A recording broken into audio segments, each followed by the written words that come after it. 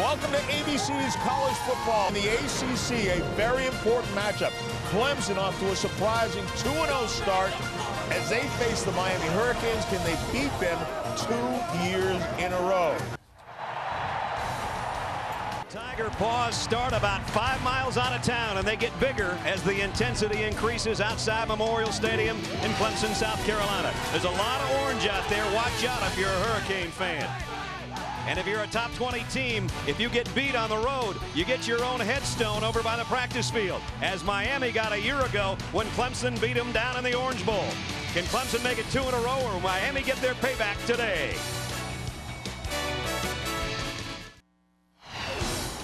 Touching Howard's rock for the Magic. The players say every time's like the first time, like being on top of the world. A feeling you can't explain and you'll never forget. You're not just taking yourself, you're taking your team and your hometown down the field in Death Valley. Will the Miami Hurricanes be the 13th victim in the last 14 games at Death Valley? We find out today on ABC Sports. Crunch time, a player's best friend or worst nightmare. Every pass, every catch, every run could be the difference between a win or a loss. For the Clemson Tigers, crunch time has been their time. The men of Death Valley have risen to the occasion twice already on this young football season. For the Hurricanes of Miami, a different story. Missed opportunities and a crunch time meltdown led to heartbreak in week 1. The Canes are looking for redemption. Can the Tigers weather the storm? It's an ACC battle next.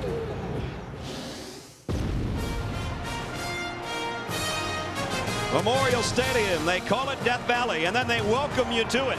Frank Howard Field will be a hot one today.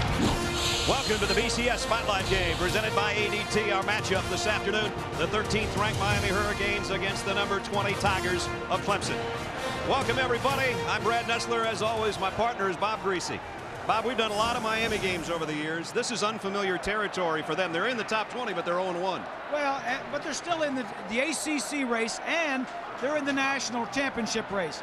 Larry Coker said this week, he says, I'm more proud of this team. I feel better after this year's loss to Florida State than I did last year after a win at Florida State. He's got a young quarterback, though, that's making a tough start. At Tallahassee 2 weeks ago and at Death Valley, that's tough to go. He really impressed me a couple weeks ago, though, in his play against FSU. Well, you talk about getting sacked 9 times, a school record, but he hung in there. He was tough throughout, and he'll have another tough assignment here today. Clemson, we talk about strange situations. They're the top 20, and they're 2-0, and these fans are just clamoring for a good team. Well, and Tommy Bowden doesn't know how good this team can be. He said it's a totally new team. He's got a new offensive coordinator, a new defensive coordinator, and all new terminology. So it's all new. But the one thing that's not new, good quarterback, is this quarterback that is starting his 32nd ball game, and it's playing better this year. Last year, a ton of interceptions. This year, he's taking care of the ball. He's the undisputed leader. He says he loves the new offense. It's good when you get help from your friends like your offensive line and especially your backfield. With more on that, third member of our team, Lynn Swan. Swanee. Thank you, Brad. You know, if you've got a Tiger in your tank, it's a good thing. Well, Clemson has 2 Tigers in the tank. They've got a running back, Merriweather. Reggie, he is unbelievable. He gained 114 yards against Miami last year. He's the guy with the most experience coming back. But then they've got a freshman. His name is James Davis, who wears number 1, and he'll be starting this afternoon. He broke in with a 100-yard game against Maryland. They say when you talk about his style and what he can do, they think greatness is just around the corner. On a hot day like this, there's nothing better than having 2 running backs who are competitive and can get the most out of each other, Brad. Swanee, you've almost got a tiger by the tail right behind you. It is a warm, warm day. Has been all week here in the South. It's 92 degrees. It won't cool off till at least after halftime. And it could take its toll, but both these teams at least are used to the heat. Exactly. Clemson having an opponent come in here, most of the time this would be an advantage for them. I don't think it will be with Miami. They're used to this. Miami won the toss and deferred, so kicking off, Brian Monroe, Dwayne Coleman, and Kelvin Grant are back deep. For the Clemson Tigers will get the ball first. And here's the kick, and it's a good one, as it's going to go out of the corner of the end zone. And it'll be a touchback, and Clemson will work from its own 20-yard line. Under the leadership of that guy, 6'5", graduate, student now, 5th-year senior quarterback out of Duluth, Georgia, Played at Chattahoochee High School there between Duluth and Alpharetta. Just down the road a piece, about an hour and a half. 78% completion percentage this year. Last year it was 51%. Last year, 17 interceptions and only 7 touchdown passes after the sensational 2003 year he had. Still, many people feel if he keeps playing like this, he could be the top quarterback in the ACC before it's all done. And he already holds 36 Clemson school records. Yeah. That Miami defense has seen these types of quarterbacks. That's what they're saying. And they're getting ready to come after him probably on first down. There's a play action. Whitehurst wants it all in the first play of the ball game. And almost had it. Chancey Stuckey laid out for it. It's just off his fingertips. Pretty good coverage back there by Marcus Maxey. Let's take a look at our Ameriprise starting lineups. And for the Clemson Tigers, here's the guys that can eat some barbecue. Richardson and Pilgrim and Fry, Bennett and Dukes. The backs and receivers, Davis, who Swanee talked about, as the freshman. Jackson, the fullback. Downers, a big tight end. We'll see a lot of 2 tight ends today. Kelly and Stuckey, who just missed on that one, the wide receivers. Now Clemson will go without a huddle. They don't even huddle ever, even near the goal line. But it's not necessarily a hurry-up offense, as you've seen as we've set their lineups. Whitehurst now in the gun. Miami's going to bring a blitz. Whitehurst got a man out in the flat. It's the fullback, and he's going to get a first down. And it went right where the blitz came from. Perfect call. Steven Jackson, the fullback, rumbles for 15 yards. Defensively for Miami, always good, and always good up front. Pata, Baraka Atkins, Harris, and Thomas Carroll. The linebacking core with Tavares Gooden injured. Rocky McIntosh takes over. Davis and Beeson round out that crew. And in the secondary, maybe not quite as good as they used to be, but they're always good back there. Jennings, Merriweather, Street, and Marcus Maxey. Of course, they're missing Anthony Reddick, who was their outstanding sophomore and a starter at free safety. First down, Clemson now at their own 35-yard line. And the give, and there's a 5-yard loss in a hurry. Thomas Carroll, coming off that defensive end spot, puts the hit on the freshman Davis.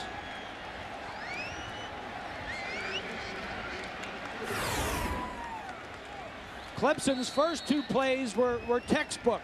This one was not. The first play, a long pass down the middle, sending a message. You better play the deep ball. The second one was a blitz against Miami. As you called it, they blitz from the right side, and you throw into the blitz because somebody's got to cover that back out of the backfield. First 2 plays were textbook. That one was coloring book. Didn't work very well. Second down, 14. Whitehurst, quick drop, looks right, and then comes back across the middle again, trying to hit his tight end, Bobby Williamson, and that one's incomplete. It'll bring up 3rd down and long. Well, for Clemson, Whitehurst must stay cool on a very hot day and under a lot of pressure from these Hurricanes. And Miami, they have a dominant defense, but must not allow the big plays. The first play of the game, they did just that. Of course, Clemson was trying to get a big play. Miami didn't allow. Clemson 40% on their 3rd downs through 2 games. They got a 3rd down and long here, though. 3rd and 14. Harrell and Davis flanking Whitehurst in the shotgun. He has time. Deep out, almost intercepted. Might have been short of the first down had Chancey Stuckey been able to pull it down, but it was Devin Hester back there in the coverage, a nickelback. He'll see a lot of action as a return man, too. In fact, he'll trot back there right now because it's time to punt. Yeah, you're not going to beat the Hurricanes if you get in 3rd and long passing situations all day. And there is Devin Hester. Cole Chasen set to punt. He had one go over his head. And the win over Maryland last week, they had a little trouble with some of their long snapping situations. Colin Leonard will snap here. This one's perfect. Oh, but they got close to him. He got the kick away and almost hit one of the Miami players. Does take a Clemson bounce and out of bounds at about the 35-yard line. Well, we've got a moment before doesn't Miami. happen often, but every once in a With while. John in New York. Brad, with the Taco Bell update, San Diego State facing the Ohio State Buckeyes. Buckeyes coming off that disappointing loss to Texas. This is the first play from scrimmage. Kevin O'Connell to Brett Swain, and he goes in for the touchdown. They missed the point after. 6-0 San Diego State with the lead. No score here as Miami now works from its own 36-yard line. Good field position. And straight up the middle for a gain of about 4 is Tyrone Moss, the tailback for Miami. Miami led by Kyle Wright, sophomore at Danville, California. Second career start, and as Bob said, that first career start's a tough one when you got to play Florida State. Well, and he's getting a tough way to start. All those other great quarterbacks that came out of Miami, they didn't have to start on the road at Florida State and then at Death Valley where it's hot and it is loud in this stadium, and that makes a huge difference. Larry Coker and Miami hadn't lost an opener in 10 years. Not necessarily all of those, Larry. He's only in his 5th season. Here's Wright, play action bootleg, throws it out complete. And he's got it out. Looks like a first down to Quadrant Hill, his fullback. And that will be a first down for Miami. That quiets the crowd momentarily. Our Ameriprise starting lineups. Here's the big fellas up front. Winston back from the injury of a year ago. McMeans, Walschlager, Tella, and Butler across the front wall for Miami. Moss, the tailback, he's a little bit banged up. Quadrant Hill, the fullback, just made that catch. Olsen caught 8 balls last week. Moore and Sonoris Moss are the wide receivers. Moore the big target at about 6'3", 6'4". 2 tight end set right now as Buck Ortega comes in to join the group. Just inside their own 47-yard line. That's where the Hurricanes have a first down. Moss, and he's wrapped up for a loss. Up 2, at least, maybe 3. Trey Tate on the defensive line made the stop for Clemson. And while Tate was not a starter, he's in there in a hurry and makes a big play. But normally, the big guys up front are Bennett and Clark, Groover and Adams. Good on the ends in Bennett and Adams. Jermaine Billy, Anthony Waters, and Nick Watkins, the linebacking core. The secondary, Ty Hill, one of the speedsters in the whole country. Gaddis Fudge and Sergio Gilliam round out the secondary for the Clemson Tigers. They're only going to call that a loss of a long yard, so it's second down and 11. Kyle Wright, empty backfield as he's in the gun with 4 wideouts and a tight end. 5 in the pattern for him as he zips it down the middle, and it's incomplete. It was close to being intercepted by Anthony Waters, the middle linebacker. Let's check the game plan going the other way, Bob. Well, second start for Kyle Wright. The offensive line must regain control and help him out a little bit. And for Clemson, Death Valley, it is hot, it is loud, and they've got a few surprises they're going to throw at this Miami Hurricane offensive line and quarterback early in the ballgame. They might throw it right here in Death Valley on a 3rd and 11. As Bob said, it's loud, and everybody's up already. It's going to be a long day.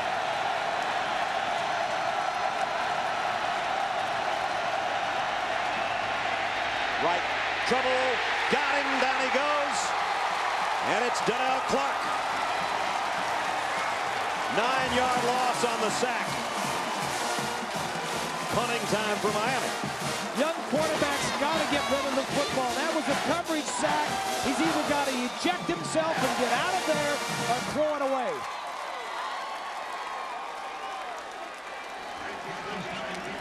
Brian Monroe will have to punt it away, and Chancey Stuckey, who already has a touchdown on a punt return this year, number 2, back deep for Clemson. And Miami had a punt block a couple weeks ago at Florida State. Monroe took a long time, but he got a beauty. Stuckey's waiting on it. No fair catch, and he paid the price. Wow. He took one in the chest from Devin Hester. So Hester, on a lot of those special teams as a return man, coming down in a hurry on the coverage here. He knows what this feels like. He's been on the receiving end himself.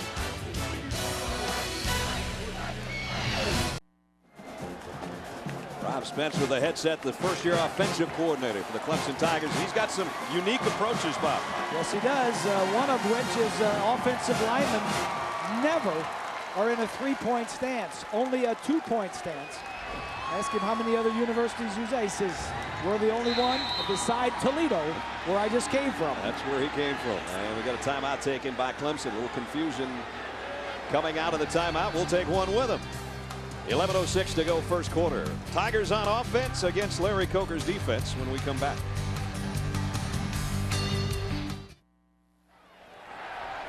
I know one thing, Bob, as a fan, if I'm a Clemson fan, calling a timeout after a timeout, something I wouldn't want to see. That's probably some wrong play called.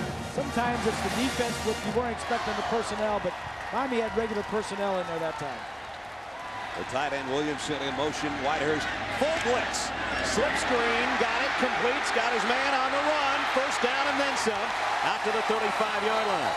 So that one worked to perfection. Every time Miami's blitzed, or at least a couple of times, Charlie Whitehurst has had the right answer, and he got it to Chancey Stuckey for a 21-yard gain. And Rob Spence calling the plays. Says we're going to run this slip screen 5 or 6 times a game. They've got a different, several different little quirky things off of it, but that's the first one they want to show you, and a great time to run it. A blitz, and there's nobody left downfield. Boy, they look like there was 13 white jerseys going after Charlie Whitehurst that time. First down just inside the 35. Stuckey in motion. Here's the give. Davis, and Davis is finding some tough sledding against that speedy Miami defensive front. A loss on the play again.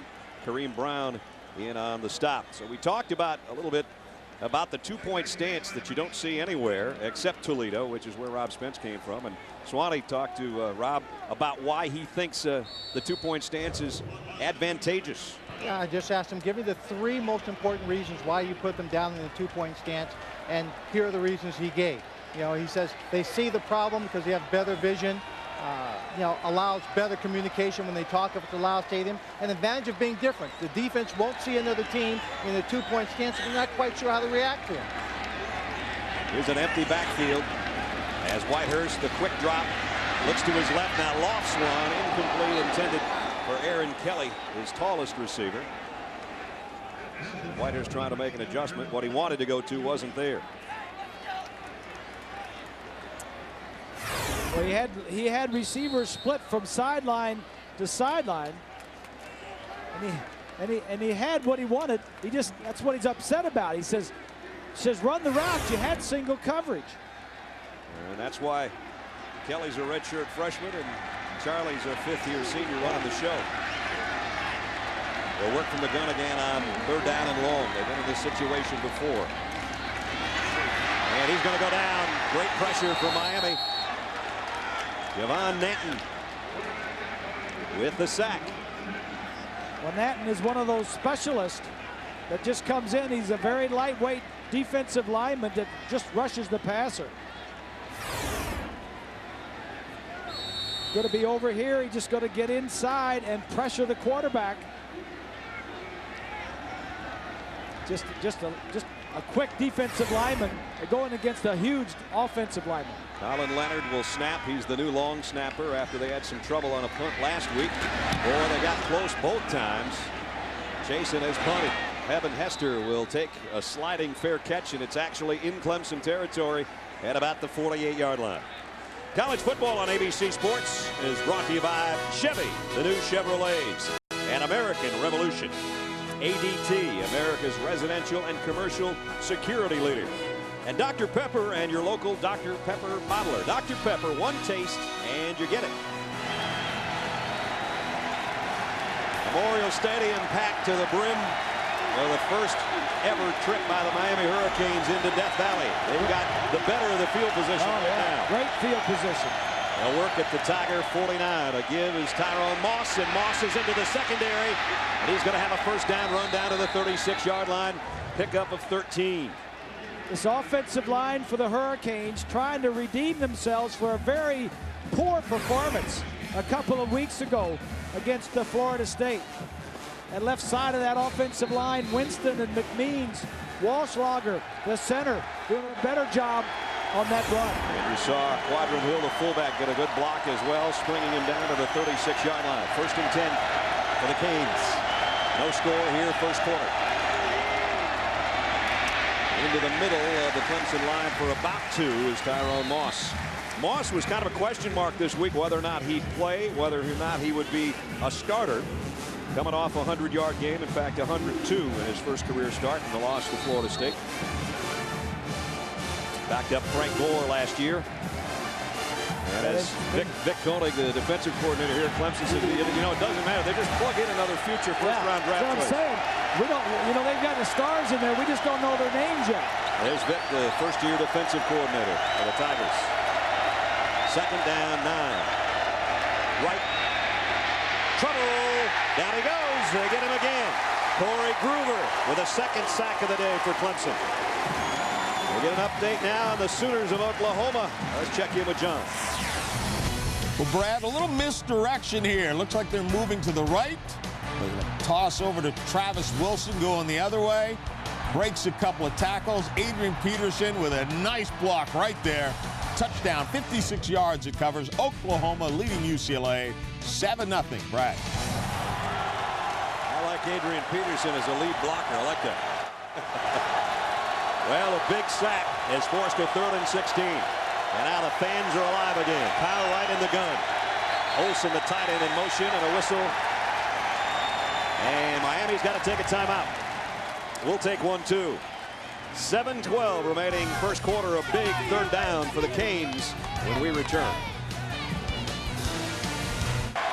Welcome back to the BCS Spotlight game presented by ADT. No score here at Clemson, but Miami in Clemson territory with a big 3rd down. 3rd and 16 following the timeout. They throw out the flat, and that one's going nowhere. Another loss on the play. Sergio Gillum, the corner, with a 8-yard loss with the hit on Lance Leggett. That one didn't work at all. Well, it didn't work because he was up in bump and run coverage, and he was just standing there when the man came out to block Gilliam. He didn't budge. He knew something was up. Funny thing is, they've been trying to get Sergio Gillum to be more physical. I know this hit's going to help his confidence right here. A nice open field stick on Leggett. It forces a punt. Butler missed the block. And Rose punts. Stuckey's just going to let it go, and it's going to make it to the end zone. Touchback, and Clemson will work from its own 20-yard line. Moments before kickoff here today at Frank Howard Field, kind of an emotional time, and the fans give a great ovation. Bob Bradley, longtime sports information director here at Clemson, who worked here 45 years. He worked over 500 football games, and he becomes, maybe we think, the first sports information director in the country to go in a ring of honor. And there it was revealed, and Bob's family were all down on the field before the ball game, and he was one of the greatest men you'll ever want to meet. And every time I came to Clemson, I said, Bob, you got to save me something, you know. And it was a blonde brownie. Always had one for the trip home. He's one of the great men all time in this business, and we're happy for his family, and we salute him. Posthumously. A blonde brownie. They gave you one. I had a little package waiting for me. Yeah, you didn't show it to me, but I got my own. I think Tim Beret got mine up here today, and it said it was from Bob, now basically. In the Midwest, we just had those brownies. Well, blonde brownies down at Clemson. That's what they call brownies. Yeah. You got to come into town, get some boiled peanuts, get a little bit of Brunswick stew, maybe some barbecue, and then you take home a blonde brownie for the ride home. That's how it works down here. 2nd down and 7. Yeah, some of you have to take a plane home. I don't have to. I think I need an Alka-Seltzer after all that. 2nd and 7. Whitehurst, here's a screen again. Got it out to the freshman, big wide receiver, Rendrick Taylor, but he actually loses yardage. Look at the body. Yeah. Swanee saw this guy at practice the other day and said, wait a minute, right, Lynn? Well, I looked in the practice and said, he's only a freshman. I said, first, I wanted to see a birth certificate. Then I wanted to do DNA testing. And then I realized, if this were a team that were coached by Greg Robinson or Pete Carroll, who also was the defensive coordinator, he'd be a linebacker. He'd be a linebacker. For sure. That's right. He is strong. Boy, he is packed together. Still a 3rd down and long. Both teams have been in this situation way too many times. Third and longs are not good. Whitehurst fires, completes it out. I don't know if it's enough. Maybe it is enough for the 1st down. No, I don't think so. I think he got it out to the 30. Yeah. The official on the far side had marked it across the 30, but he never made it to the 30-yard line. You know, this is not that bad. I mean, this is not bad. Gain field position again. Well, and offensively, you don't want to make a big mistake. You know, punting is all right. And Miami has gotten very close to Cole Chasen on his punts today. 2nd straight 3 and out. They'll try to protect their punter. There's a whistle before the snap. So wave that off. And the timeout is Miami's. Miami's 2nd timeout taken. And again, timeouts taken by both teams taken in strange situations. For Clemson, they took one after a timeout. And there, Miami looked to have their set return on, and they had to take a timeout. Don't forget, coming up on Monday nights, ABC Sports, ESPN, and the NFL join to help the victims of Hurricane Katrina with a Monday Night Football doubleheader. Throughout the night in a special fundraising telethon, you'll have a chance to donate to the relief efforts for our Gulf Coast neighbors in need. At 7:30 Eastern, it's the Giants and the Saints getting together. Then at 9 o'clock, the Redskins and the Cowboys in the regularly scheduled Monday night game, with the conclusion of the Giants and the Saints moving over to ESPN. Those of you in New York and the Gulf Coast areas will see the Giants and Saints in their entirety before joining the Redskins and the Cowboys. Last week, kind of an emotional game. I watched all of this one. The Carolina Panthers favored New Orleans on the road. And the field goal won it with 3 seconds remaining. And it was, I think, a big win not only for the Saints, but their fans and everybody else. Kind of an emotional ball game. And their whole season, I'm sure, is going to be like that. But again, we hope you join us on Monday night for that doubleheader. And not only the New Orleans fans, but the Carolina fans, you know, how well they took it and how appreciative they were of the performance by the Saints. Devin Hester back deep. Take a look at the splits. Look at the defensive line, the orange jerseys on this punt. This is a punt. Look at how far they're split out. Now Miami has been getting up through those things, and look how quickly they get through. The reason you do that is to get your guys downfield quicker. Hester takes it at the 24. Flag down. Another flag flies in. Only a 5-yard return on a good kick under pressure again by Cole Chasen. And now we'll wait and see about the penalty. But Brad, we've seen that in college football, that spread punt formation. I don't like it. I'm sorry. At least I wouldn't if I was a punter. We've seen too many of them get blocked. Exactly. But like I say, the reason they spread you out, and they spread them out about 5 yards apart on the punt protection, is to get those guys downfield quicker. Tom Zamorski is our head referee and this ACC officiating crew. We're having a long talk here. 2 different flags, maybe 2 different infractions. And so we're just going to wait and let Tom sort it all out for us. Clock stopped with 4:53 remaining in the first quarter. It's going to be a face mask, one of them, but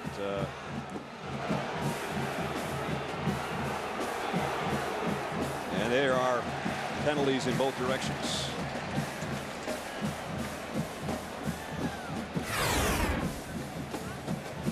There's a face mask. Ooh, that was just a brush. No, that was not. And that was it. It wasn't much of a face mask. It may look that way, but it's almost sliding off the shoulder pad. Well, although the neck turned, that's a different look there. Yeah, I would say that qualified for it. There's the illegal block in the back. You saw that one come in secondary. There were 2 fouls on the play. We had a personal foul, face mask, 22 from the kicking team. We had a block in the back against number 2 from the receiving team. The fouls will offset. We'll replay 4th down. And I think that is good for Miami because they've got a kid that's returned 4 punts and kickoffs for returns last year in Devin Hester. And Bob, Chasen doesn't want to punt to him. He's trying to punt it away, but as we all know, if Miami continues to pressure him on the punt, he won't have as much control. Yeah. He'll just have to get that ball dropped and kick, and he won't necessarily be able to angle it to a corner and away from Devin Hester. He came very close to contact on the last punt. Matter of fact, I think there would have been contact, but Chasen actually pulled his leg back after he punted. It's Don Solinger, the special teams coach for Miami. And Tommy Bowden told us yesterday, said, we're not going to kick to him. Swanee is so right, though. When that pressure's coming, you're just trying to get it out of there. And it's going to be very similar, although Hester just gets out of the way. This one tails out of bounds on it. They're going to gain some yards on this. It goes out at about the 33-yard line. And while we've got a moment here, we go from Clemson, South Carolina to Columbia, South Carolina. Let's check in with John.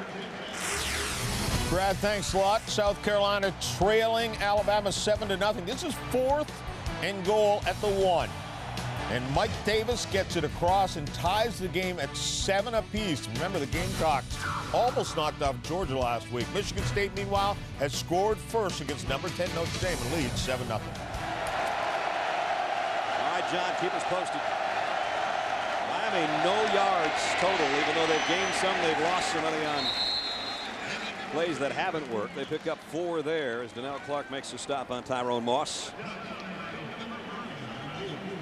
Well, it's been a defensive battle. Miami has moved the ball a little bit, but the defenses are dominating.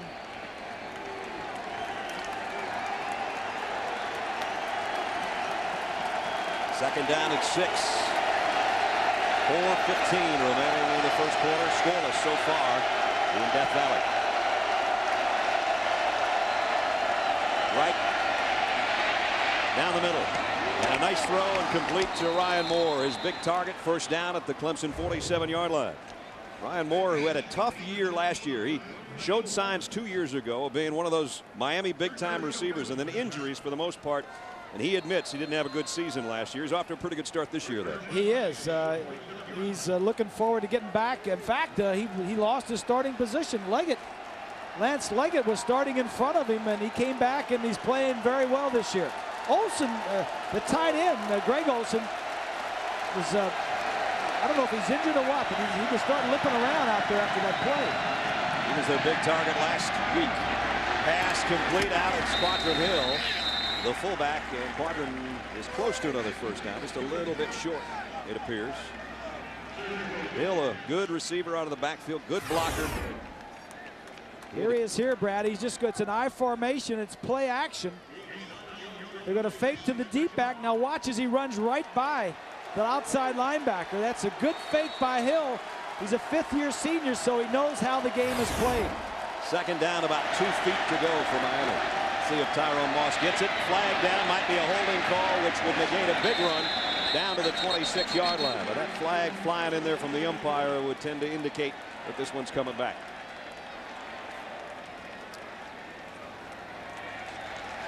Holding it is. So some problems, some miscues here, and some penalties that are slowing down Miami's march here, and they had plenty of miscues against Florida State. We mentioned in the open 9 sacks allowed, which was a school record. Some of those were coverage sacks like we've seen a couple of times today, but the special teams were terrible. Yeah, 3 turnovers, 3 botched field goals, a blocked punt, and some of the punts, Hester didn't field some of the punts that well either. So special teams, which is really one of Miami's strengths, did not play very well in that first ball game. Second down and 11.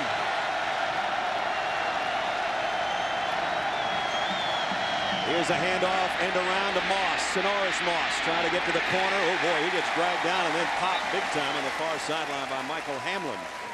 And that one didn't gain much. So it's third down and long again. We talked about the defenses. One thing this Clemson defense does have is speed. They can run.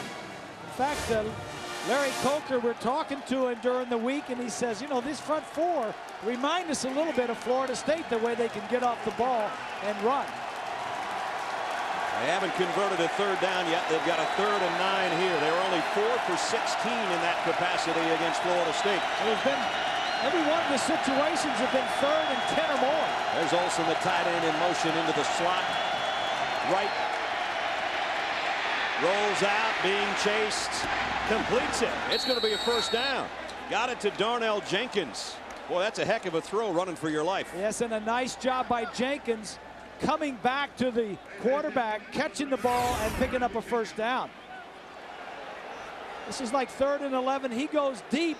He goes 15, 18 yards. Now he works back. And the only way he has time to run that route is if the quarterback is outside the pocket. Nice throw, good catch, and a first down. They needed 9, they got 10, so they convert their first third down of the ball game, and now they've moved down to the Clemson 36-yard line. A lot of players going in and out of the ball games. Defensively, a lot of players playing because it is hot and humid on that field. You're going to need a lot of players. Ortega, the tight end, in there. Lead blocker for Moss. And Tyrone got inside the 35, down to about the 33. We'll give him a 3-yard pickup. Gaines Adams made the stop. Near the conclusion of today's game, we'll select a Chevrolet player of the game. Chevrolet will make a $1,000 contribution to each university's general scholarship fund. Brad Nessler, Bob Greasy, Lynn Swan, and our ABC crew on a hot, sunny day in Clemson, South Carolina. No score. First quarter is winding down. Under 2 minutes to go. Miami on the move, though. 7th play of their drive. And it's second down and 7. Draw play, Moss up the middle. He's got a first down and then some. Inside the 25, down to the 24. Nick Watkins made the stop. Tyrone Moss, though he was banged up and questionable at times, is running hard. Nice job by that offensive line for the University of Miami. Let's go ahead and start this. Go ahead and run it and watch the blocking up front. Now you're just going to pick a hole. He sees a hole right here. Nice job by the offensive line, staying with their man. Quatrin Hill getting a good block. That's nice job. Just reacting to the defense, get a man in their face, and let a good running back pick his hole. I'll tell you, sometime during this game when you're in a two-back set, just watch Quatrin Hill. He's a big-time fullback. Kyle Wright throws on the run. In and out of the hands. Is it a fumble? Nope, they're going to say incomplete. Clemson wanted a big hit and a fumble recovery. Greg Olson almost had the catch, and then he really got hit. The ball came out apparently simultaneously, and they say incomplete. Well, let's go back and take a look. No, he didn't have it. Good call. No, that's good call. We had slowed down, and the ball came out really quick. Clemson fans are going to react to what they see on the screen, but he never had it. It's a good hit by Gaddis. Sure was. He's the only problem is CJ hasn't gotten up yet. There he is, number 12. Maybe just got the wind knocked out of him. He got hit kind of low by Olson's backside when they bounced on the turf. We'll hope that that's all it is.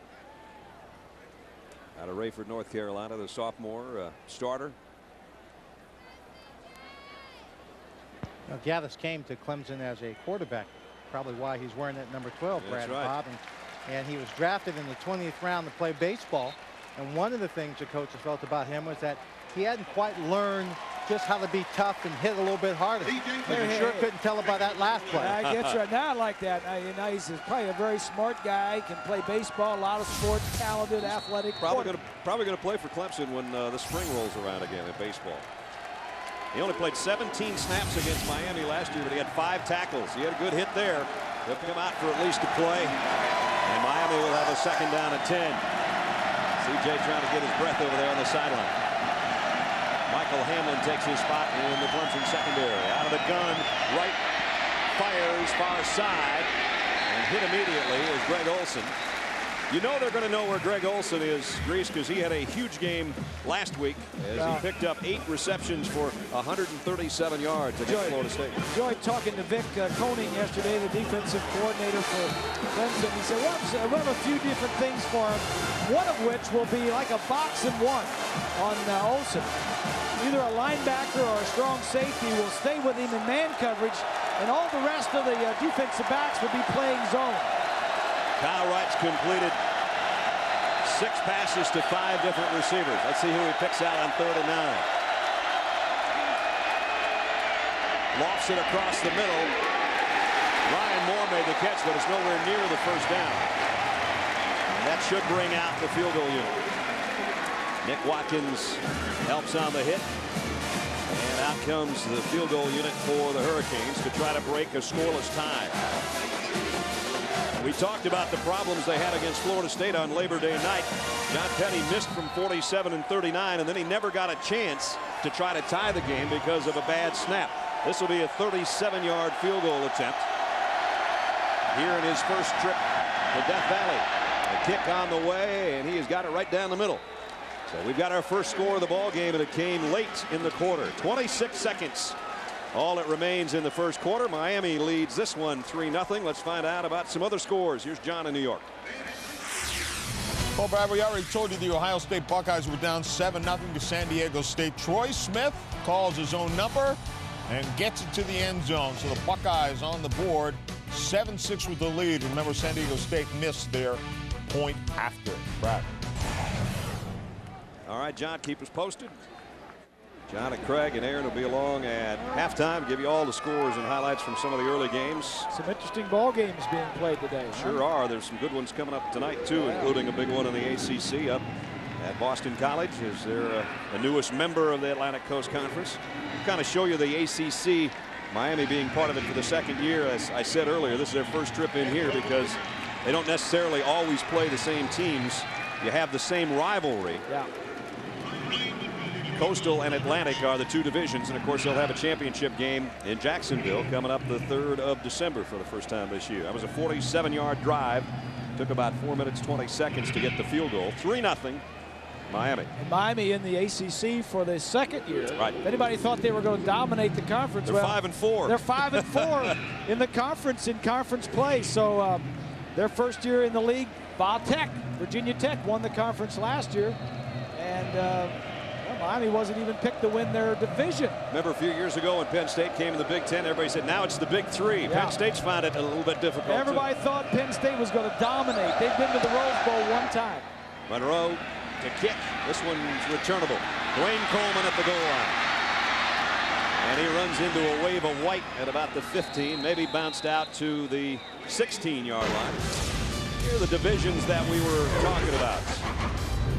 The Atlantic consists of Maryland and Clemson, North Carolina State, Wake Forest, Florida State, and Boston College. The people straight across in the Coastal, those are the teams that they will play every year. Kind of their arch rivals. Yeah, huh? kind of the natural rivals. Boston College and Virginia Tech, maybe people would say, well, you know, where's the territory there? But of course, they both came from the Big East, so that makes those two a matchup. And here it's Clemson working from its own 16-yard line. Not the greatest field position all day long for Clemson. Yeah. Miami again bringing guys up, showing blitz. Reggie Merriweather in the backfield now. Charlie Whitehurst, long throw to the sideline to Stuckey. Chancey only got about maybe 2 yards out of that completion. That's a long throw for a couple of yards. Yeah, it is. You mentioned average starting position on 18-yard line for Clemson. Miami, its own 40, so a big difference there. And it's hard to always start inside your own 20 and try to make something. It kind of cuts down on what you can do. You don't want to get too fancy down here. Well, you can right. lose the ball. But and you can't get frustrated. And I'm sure a fifth-year senior like Whitehurst won't, and not turn the ball over. Don't take chances. Don't make mistakes. This thing will turn around. Remember, Clemson has not turned it over with a fumble or an interception yet this year. Across the middle, the pass is complete. Trying to stretch for a first down, and maybe got it, is Kelvin Grant. Grant, a junior out of Camden, South Carolina, number 88. He might have gotten right to that stripe. Pretty darn close. Well, You might have to look at it. The yellow stripe is just approximate. It's not exact. I think they're going to have to look at this. The referee signals that. They'll bring the chain gang in from the far side. I tell you what did we ever do before we had that yellow line? Huh? I mean, I'm watching games at home. I love that thing. I love it when I'm watching games. I actually still watch the field, so I have to look down to see the yellow line. The only problem is, you know, the players don't see that line out there when they're running. This is when we find out if the field is crooked or not. See, because I just look at the down marker over there and take a guess that they're a hair short. That's what I do. Oh boy, that's a hair.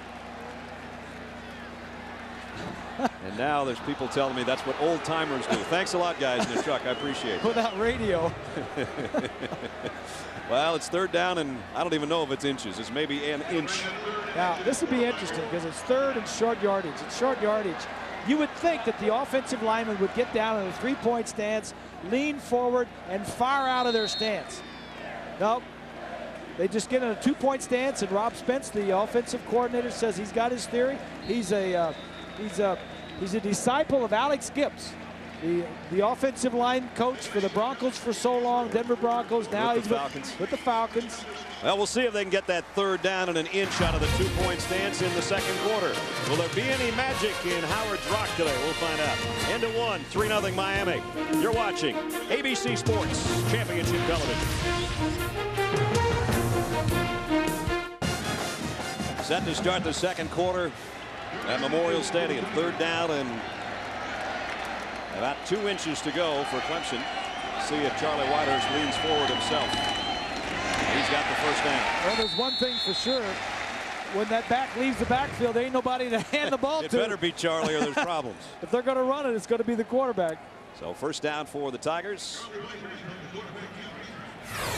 Let's take a look at the offensive line. Look, none of them had their hand on the ground. Well, it's all about pad level. If you can get low enough, I guess, and you can get leaning in the right direction. The only problem is penetration by a defensive line will kill every run you ever try. Sure, for sure. Here it is right here. Let me take them to watch. Looking at that. They're 1 for 1 on the third down conversions. Now the handoff. No, Whitehurst keeps it himself. Charlie Whitehurst in the open field. The senior quarterback. The longest run he'll ever have. All the way down to first and goal.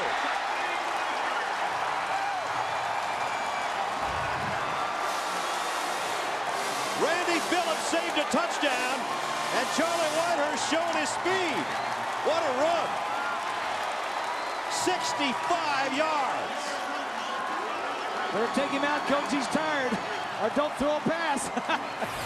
Here it is right here. He's going to fake to this guy, but watch these two defensive backs come that way, and that's why the play is open, because those two defensive backs clear it out. He keeps the ball. Nobody's over there. The play fake to Merriweather was so good, everybody went after the running back, and he had me too. First and goal, Clemson. Let's see if Charlie Whitehurst can catch his breath. He might take a timeout here and say, let's make sure we get a touchdown out of this. I wasn't kidding. I mean, the quarterback runs that far. He's tired. When he got down to the 8-yard line and got run out of bounds, he still had enough energy to let out a whoop. But now he doesn't have enough energy to run the next play. Timeout, Clemson. We'll see if they can score when we come back. Middleton. Charlie Whitehurst, the longest run of his life, 65 yards, and he's got enough energy for this. Watch and listen. There's the whoop. And then he realized he was out of gas. The needle was on E, and he said, well, let's get a timeout. It's going to be first and goal. I guarantee you, when they put that play in, he never thought that he would run that far and be that winded. Big opportunity for the Tigers to try to take the lead. First and goal at the 8.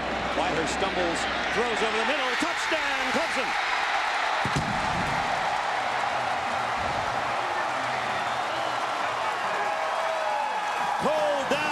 From Whitehurst, 8-yard touchdown. Clemson in front.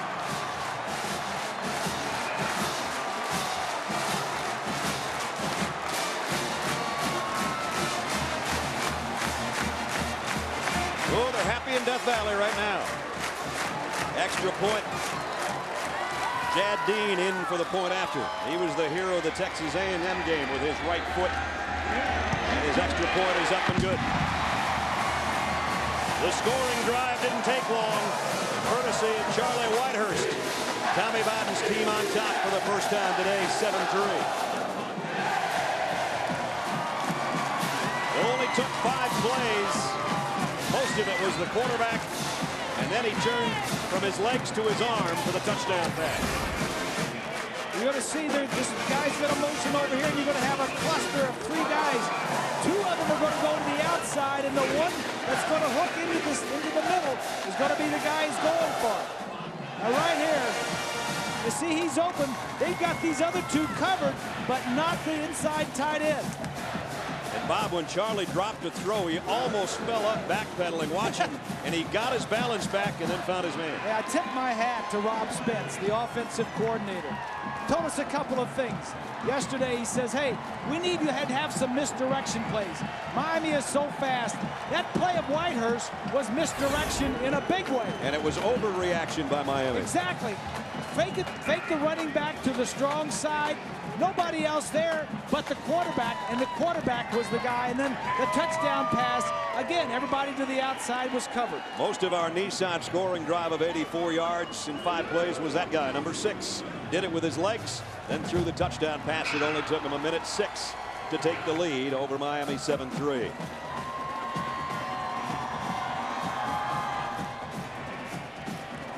Jad Dean, kind of a unique first name. It's Jeffrey Allen Dean, so it's Jad. J-A-D. J-A-D. Jad ready to kick. Darnell Jenkins and Devin Hester are those 2 guys back deep.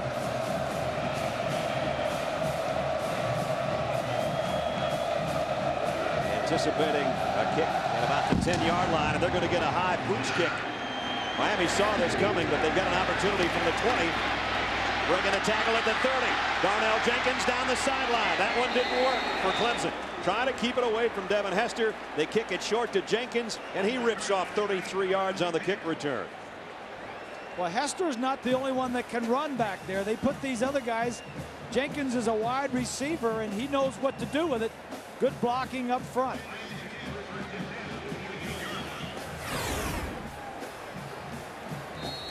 There you see him take it at the 20-yard line. He gets a good block and then starts to do a lot of it on his own. Hester got him a good block. Then he got to the sideline. Ortega picked up a guy, and he ends up in Clemson territory at the 48-yard line. Let's see if they go for everything here. Nope, they'll keep it on the ground. Charlie Jones is in at tailback, and he got about 4 inside the 45-yard line of Clemson. Time now for our Aflac trivia question for the week. Since 1981, Miami and Clemson are 2 of the 4 teams to win the national championship after starting the season unranked. Name the other 2. Ooh, that's a good one.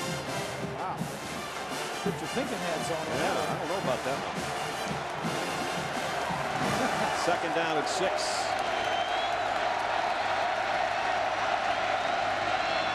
Wright getting some pressure. Down he goes again. That is the 3rd sack of the day by the Clemson defense. Lionel Richardson, the outside linebacker, got him that time. Yeah, and this is not all the fault of the offensive line. You got to recognize when you got too many guys coming and you can't block them and get rid of it. Some of it's offensive line, and some of it is the quarterback just needs to get rid of it. Got to throw it.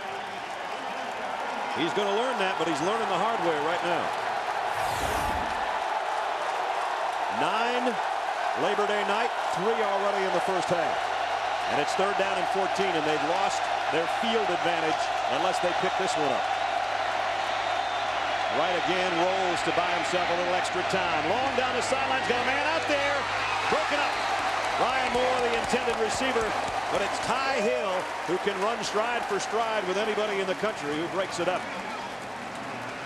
And Ryan Moore is still down at the goal line. Well, I like the play call because it's 3rd and long. You get the quarterback outside the pocket, away from the pass rush. Gives your receiver more time to run the route. He may have just hurt his hip, or he just may have landed on his hip, it looked like. Right there. Ouch.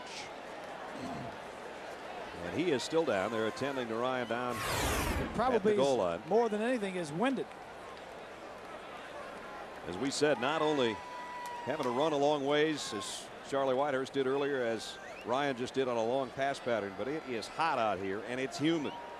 And every play is going to take its toll. And as Bob said, a lot of guys running in and out. You see the other Clemson players right now. They've got the trainers out there, and there's a lot of bottles of water out there, and they're still helping Ryan up as we see him go down. As Bob said, I think at that left hip, that hits pretty hard. Brad and Bob, yes, Marty. Looks are deceiving. He came down that hip, and that's what we all think might be the injury. But I saw him indicate to the trainer that it was his face, his mouth, and apparently when he came down, he indicated to the trainer that he hit his face somehow on his face mask or on the ground. Okay. Either way, he is slow to get over to that sideline. Monroe, high short kick. Everybody trying to get out of the way, I think, in both teams' cases, except Miami now come up, try to down it at the 26-yard line. So they finally got a little better field position. Charlie Whitehurst, who's already done his thing today with a long run, his career long, and a touchdown pass, gets another chance on offense when we come back.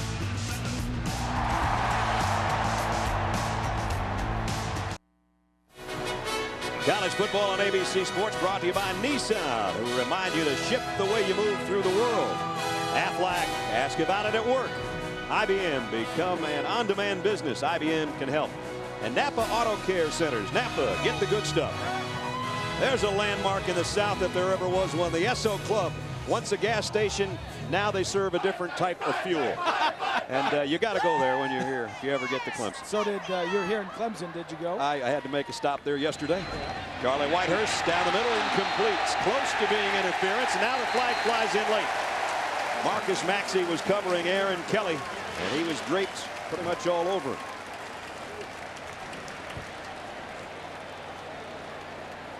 Clemson has been throwing on 1st down quite a bit. And against Miami, that's not a bad idea. Pass interference, 24 defense. Be a 1st down at the spot of the foul.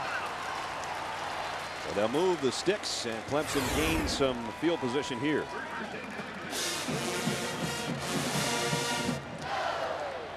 That was close. It was close, but I think he continued to have his backhand, his left hand on the backside. But it was close. Out of the shotgun now, Whitehurst, and a bad snap. He got back on top of it. Roman Fry, I think, is in at center now for Dustin Fry. They're not related, and it looked like he hit himself with that snap. There's number 72. I don't think it ever got near Charlie, did it? No, hit himself in the butt. No. That's not good. That was if you can't get if you're a center and you can't get the ball between your legs on a that's what you call a high trajectory there. Keep it down a little bit, Roman. He'll try it again here. 2nd and 14. That time he got it to him. It's a screen back the other way. Complete.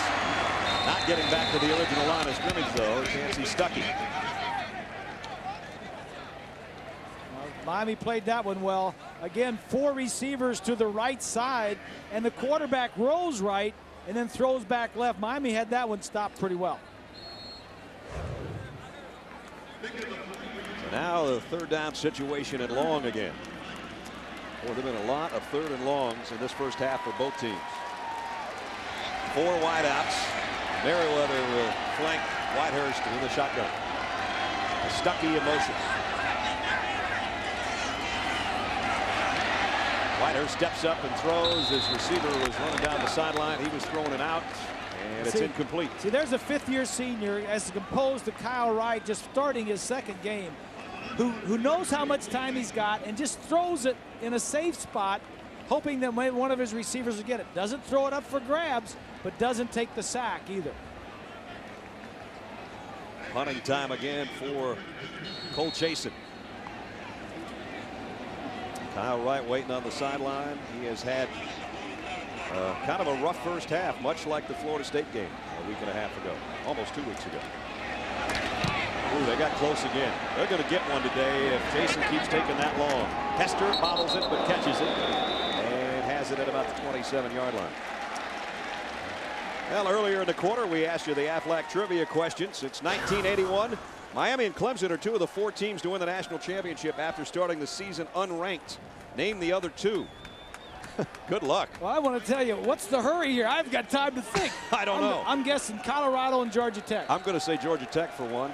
Swanee? I guess I'm not guessing the other one. Heck, I'll go Colorado, Georgia Tech. I don't have a clue. Why don't we all go Georgia Tech, Colorado? We'll find out after this snap. I'm pretty sure on Georgia Tech. Wright rolls and throws behind his intended receiver. Georgia Tech shared the national title the year that they did win it. And the answers, Georgia Tech and BYU. BYU, there we go. And half right in our business is wrong. I think none of us gained. We all had Georgia Tech, but we don't get extra credit for that. You know, I mean, what's the hurry? I mean, geez Louise, I mean. It's the 3rd week of the season, and we have questions like that. We could have got that. We got both of them. We could have got that one if they'd given us a little time. We'd have had to sit at the Esso Club for about an hour to figure that one out. 2nd down and 10. Trying to get a ground game going, and a pretty good job by Tyrone Moss. He kind of backpedaled for about 4 yards after the initial hit and ended up with a 7-yard gain. So Aflac scoreboard in week 3. It looks the way it did coming in. We'll see how things go next week. All the great players separate themselves from everybody else in the second half. Miami has had the ball twice. The starting position on Clemson's half of the 50-yard line and has had to punt both times. Have not been very good on 3rd downs. Got another one here. 3rd and 3. 1 out of 5. Wright flares it out. Boy, that's a tough catch. And he's not going to get to the sticks over there. Sonoris Moss run out of bounds about a yard shy, it appears. Ty Hill again got over to make the stop. Larry Coker's not a happy head coach right now. Well, the thing about it is you can't do a whole lot risk-wise because you got a young quarterback. I mean, this is his 2nd start, and he did well against Florida State, and he's doing well out here, but I mean, he's not a 5th-year senior, and he's not in the Orange Bowl. He's on the road where it's a little tougher. You know, he's 8 out of 12, but it's good for about 40 yards, if that. In fact, 36 yards on 8 out of 12. Monroe, nice punt again. Stuckey from the 20, and he's stuck at the 20. 47-yard punt and no return. We'll return in a moment, though. Charlie Whitehurst, the biggest play of the game. Got Clemson close, and then he threw the touchdown at 7-3.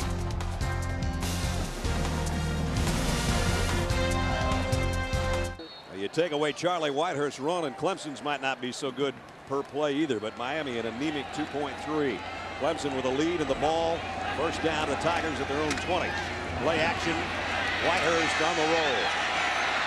He's just going to get rid of this one, and he gets hammered to the turf by Rocky McIntosh, the outside linebacker coming around the corner.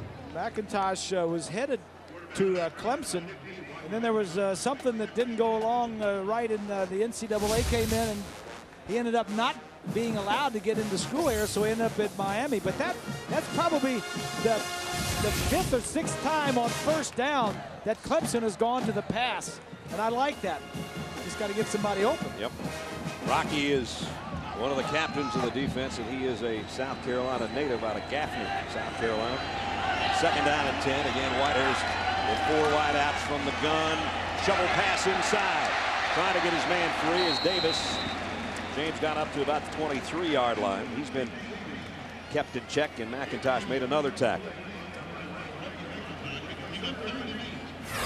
Rob Spence pulling out all the tricks. Little misdirection, little trickery, little shovel pass, little screen, slip screen, little misdirection.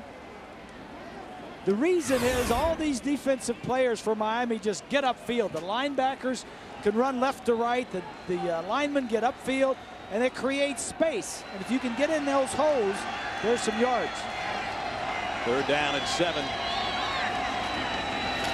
Whitehurst trying to stay in, going deep down the middle. Oh, what a catch at the 40-yard line by Curtis Bayham.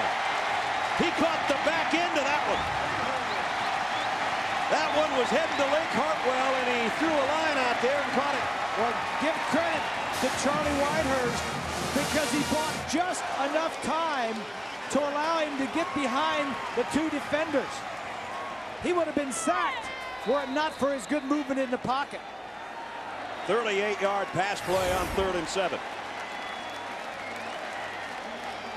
Watch the lead receiver to our right. He's just going to go down and beyond the 2. But that was the end of it. Charlie just trying to avoid a sack. Got him time to throw the ball. And no gain on the running play of Davis. Leon Williams made the tackle. And again, back to Whitehurst going deep down the middle. There you go, just avoiding the rush, just a perfect throw. Oh, perfect Brad, throw. 6'5", nice throw. What did Rob Spence say? He said, you know, you look at Miami and you look at all this talent and all the first-round draft picks, and you know these guys are going to be playing in the NFL someday. And yeah, they've got a lot of talent. But he said, our team is a good team. We play extremely well. There's a great case of a quarterback making the effort, the wide receiver coming up with a big play, keeping a defense off balance. Good point. Second down and 10. Over the middle this time. Complete.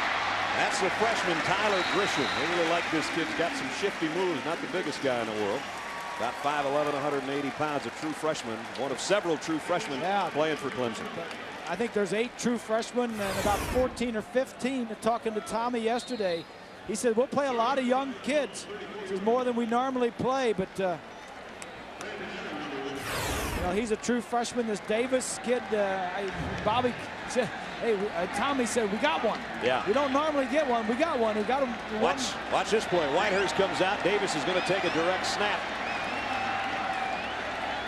And see what he can do with it from there. Straight up the middle. Might have a first down. We saw this one in practice the other day. A little chicanery there. And I like the game that Rob Spence is calling, because he's not laying back. He's attacking. He's doing this. He's doing that. He's throwing deep. They're going to take a look at this and measure. And then the discussion begins. Do you go on 4th and short? It's a long ways for a field goal. I think this is 2-down territory if I'm thinking about how Tommy thinks. It's going to be a little bit short, but again, only about 8 chain lengths. 4th down and inches. Offense is standing there saying, Coach, let's go get it. Yeah, he's already made the call up to Rob Spence. First of all, Jad Dean His career long is 48 yards, and that would have been stretching it right about in that area. Yeah, this is a good time when I'd want my guys in a three-point stance firing off the offensive line. These guys just getting a two-point stand. Look how low they get. Let's see if they get low enough. 4th and inches. Huge play. Empty backfield. It's going to be Whitehurst again. He goes off the right guard, and he's got a first down. Or so it appears. He's got it. He kind of hesitated on the snap and then followed Nathan Bennett. And it's first down, Clemson. They're loving it here in Death Valley. This offensive line, they get real low.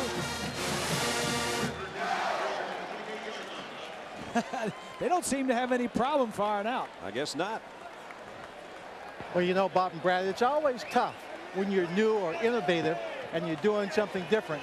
I'm sure the Bill Walshes of the world, the folks that put the run and gun offense in, all thought they were up against everybody with their new thoughts. Penalty flags all over the place.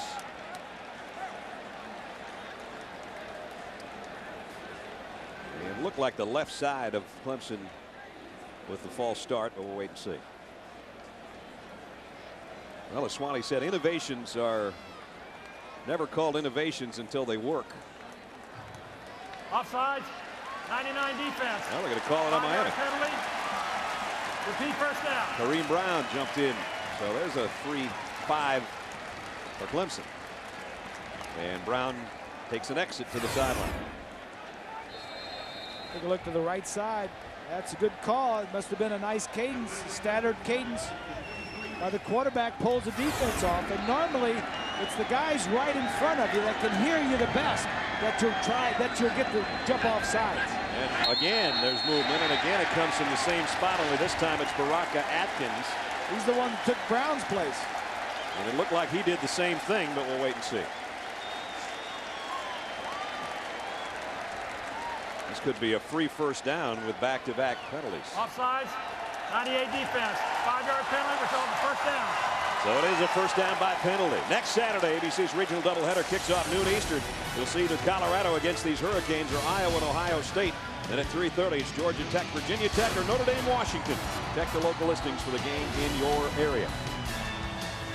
Well, the Hurricanes have always been one of the most penalized teams in whatever conference they're in. And it hurt them here. Clemson in the red zone again, trying to add to their 7-3 lead here in the second quarter. James Davis trying to sweep the left side. Boy, he has found the sledding tough so far today. McIntosh and Williams, the linebackers, make the stop. This Miami defense so fast, as they always have been over the years. But not only are they fast and quick, but they're aggressive and they are looking to score. I mean, they're looking to pick up fumbles, cause fumbles. They're looking to pick passes off.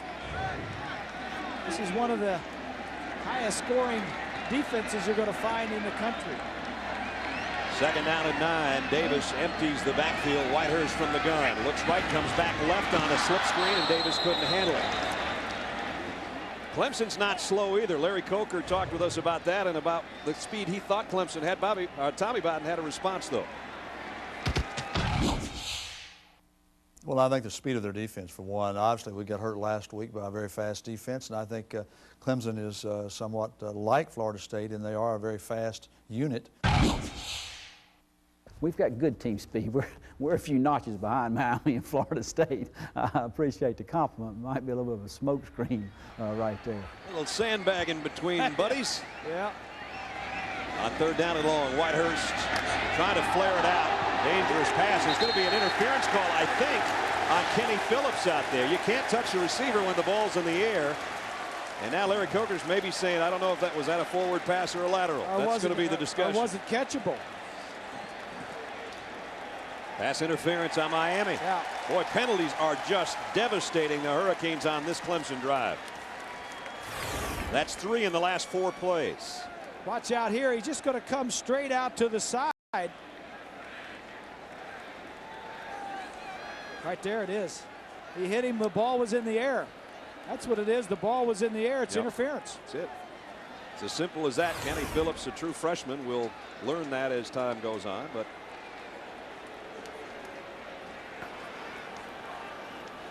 There's Hope no they're going to foul. pick it up. The receiver was behind the line of scrimmage. That was the other thing I mentioned. He's behind the line of scrimmage. Behind the line of scrimmage, not a lateral, but behind the line of scrimmage. Well, he's definitely behind the line of scrimmage. And that's true. That's a good call. So they pick it up, and that means the field goal unit comes on, and Chad Dean's going to try a field goal of about 35 yards. Perfect so far on the season. This one from the left hash. They try to give Clemson a 10-3 lead. Might have been motioned by Miami again. Flags fly as the kick flies. Devin Hester looked to be the guy that was offside, trying to get to that kick. And it would still be 4th down. Still be 4th down.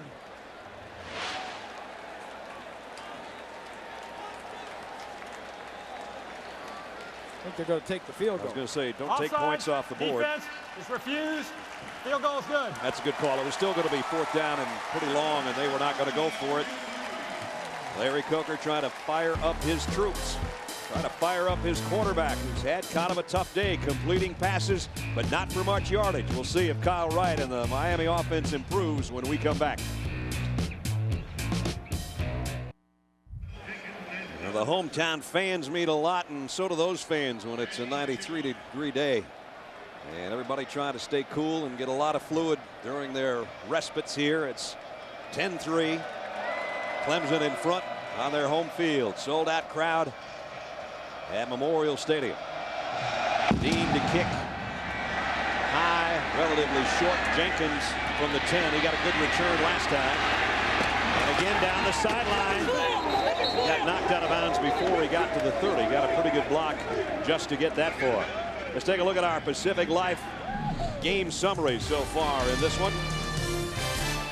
For Kyle Wright today, going back in the pocket has been a harrowing experience. 3 sacks already by Clemson in the first half. John Petty, their field goal kicker, got us on the board 3-0 from 37 yards. And after Charlie Whitehurst had a 65-yard run of his own, an 8-yard touchdown pass to Downer, his tight end, that made it 7-3. The field goal has made it 10-3, and now number 3 goes to work for Miami from the 20-yard line. Tyrone Moss, maybe 2. That's about it. Jamal Fudge, the safety out of Jacksonville, Florida, made the stop. As you mentioned, Fudge was a safety, is a safety, and he was up near the line of scrimmage. 8 men to stop the run. You can't run against that. They're trying to force Kyle Wright to win this ball game. Miami on the road, trying to win on the road with a new quarterback. That's a tough recipe right there. 2nd down and long. Crowd again coming to life for their defense. Here's a nice run weaving through traffic by Moss, and he's got a 1st down. Got 10 and carried several would-be tacklers with him. Ideally, when you break in a new guy, a new quarterback, a young guy that hasn't played, he's been there 3 years, but he's never played. He's inexperienced. Watch the offensive line. That's McMean, 68, that pulls. Nice read. When you try to break in a new quarterback, ideally, you'd like a strong offensive line, which they've got, and a good running game. Now, they're breaking in some new running backs at the same time. They've got receivers, good tight end. Now they got Devin Hester in their backfield. They toss it to him, trying to get their big playmaker in open space, and they've got him in open space. Hester still on his feet, inside the 40. Foot race inside the 30. Boy, he comes in for one play, and that's what he can do, Bob. And don't think that the defense doesn't know it either. Everybody's yelling his name. Number 4, 4, 4 in the backfield. But still, they toss it to him, and he just outruns them. Just great open field running by Devin Hester, one of the most electrifying guys in the country. That's just speed right there to do this. You saw one of the defenders almost break his ankle trying to stay with him. That was Gilliam. And he got it all the way to the 22-yard line. A 36-yard pickup for Devin Hester. Tyrone Moss now back in there. Miami trying to tie this thing up before halftime. Play action, right, heavy pressure, got rid of it. Moss, was he out of bounds? He was. Sonoris Moss was juggling it as he went out of bounds. Pretty good throw, and Wright took a big hit, and he's still on his knees. He took a shot when he let go of that football. Here's the end of the play. As you watch Sonoris Moss, already there's 1 foot, but he didn't have it. And not even close. Didn't even capture it until he was about 4 yards out of bounds. Nice effort, though, to keep a foot down, but he just couldn't make the catch. And finally grabs it about right there, a stride or 2 out of bounds. But the hit is what Miami fans are worried about right now. He's standing up. Charles Bennett. Ooh, the landing might have been worse than the hit. Right on his face, and he is coming off. He either got the wind knocked out of him, or when he got hit, he hit the ground. His helmet may have hit the ground and may have knocked him a little silly. Of course, when you're hot, when it's hot and humid out there, it doesn't help any. So now Kirby Freeman, who actually battled with Kyle Wright in the spring for the starting job, is in at quarterback for Miami. Freeman, a redshirt freshman out of Brownwood, Texas. You think he's a little bit nervous right now? Yeah, but look for a draw, a screen, or a rollout. He's in the shotgun. There's the give, the keep rather. They let him carry it, and he goes to the 20-yard line, pick up of a couple. The play was very similar to Whitehurst. With a little fake and then run around the end. Bob and Brad, one of the things I do like about this play is the fact they use shotgun, because very often the quarterback comes in from the sideline and he goes under center, and it's a hard center quarterback exchange where there's a high risk of it being fumbled. Kyle Wright took a 1-play respite to catch his breath. He's back in there, but a timeout taken.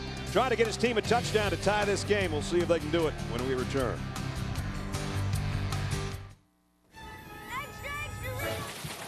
We crashed 1,000 miles off course. We gotta keep going. Oh, no way. What the hell was that?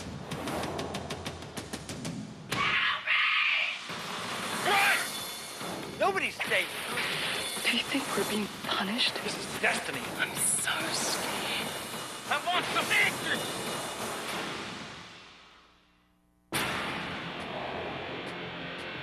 Somebody help! Coming up on the Valvoline halftime show, John and Craig and Aaron will have all the scores and highlights from games already concluded, the ones that are in progress, and looks ahead to some big ones coming up later. And that'll come in about 2 minutes and 44 seconds when we wrap things up in the first half.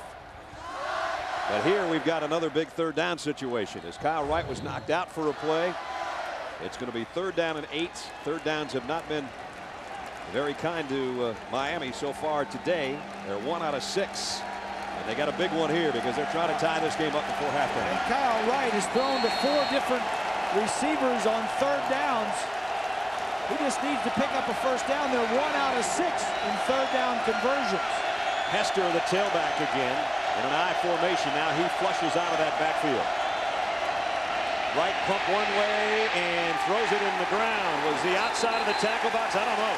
They throw the flag. I think this is intentional grounding. Well, if you're outside the tackle box, you can throw it, but you have to throw it to the line of scrimmage. Now, that thing was 8 yards behind the line of scrimmage. I think it was a double whammy there. I don't think he was outside the box, and I know he didn't get it to the line of scrimmage. Tom Zamorski. He's going to pick up another one. I don't know about this. There's no foul. There was a receiver in the area. 4th down. And I didn't see the receiver. There was a receiver in the area. It was a screen pass.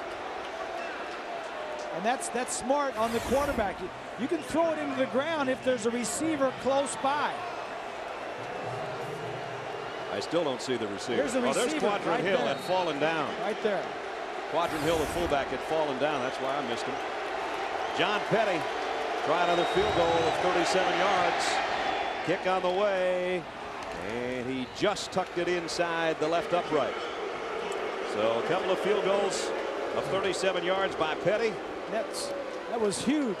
Just for Petty to make a field goal for Miami on the road, just to get something out of these drives. All right, we got a little momentum going into halftime.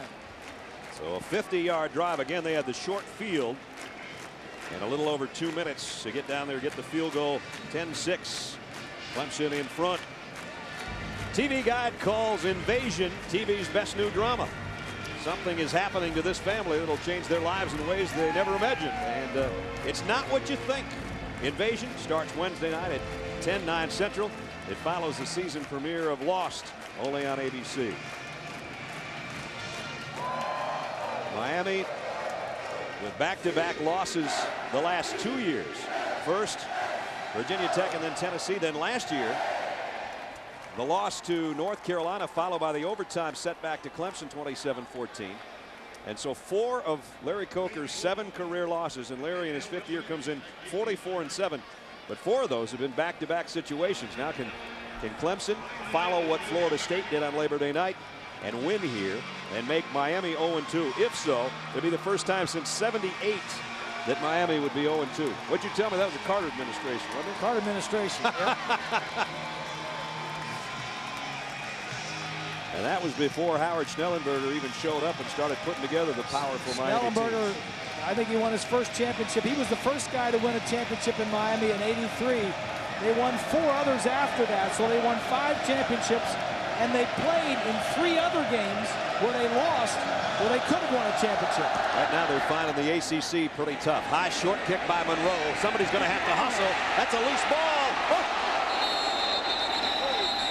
Getting to it was Kelvin Grant, and I hope he's all right, because he had to go as high as he could, and he got cartwheeled, and he's still down. The kick was so short they weren't anticipating that and trying to run up to make the grab. It's a free ball after 10 yards, and here's the bounce, and now here's the ending. 88. Oh boy, that hurts.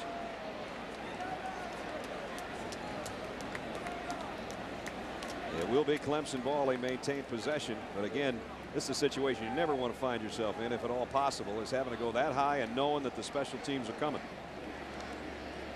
Darryl Sharpton is the guy, the freshman linebacker, that puts this big hit on number 40, who'll come flying in from the right side right there. Oof. So Kelvin still down, now on his feet. A little bit wobbly though. Junior out of Camden, South Carolina. You know, one of the other things about that is when it's hot and humid, you know, your body is not right. You need some fluids in there, and when you get hit up around your head and you get knocked woozy a little bit because it's so hot, you know, he'll probably be all right second half, but they need to get some fluids, and not only him but all these guys. Get in at halftime. Might be best to get him in the locker room 2.5 minutes early right now, because I'm pretty sure he's not going to play the next 2.5 minutes. The coaches here at Clemson tell us he's the best talent at receiver that we have. So that would take away kind of a big play guy with their passing game if he can't come back. Right now they're trying to get him, walking him to that locker room, as you suggested, Brad.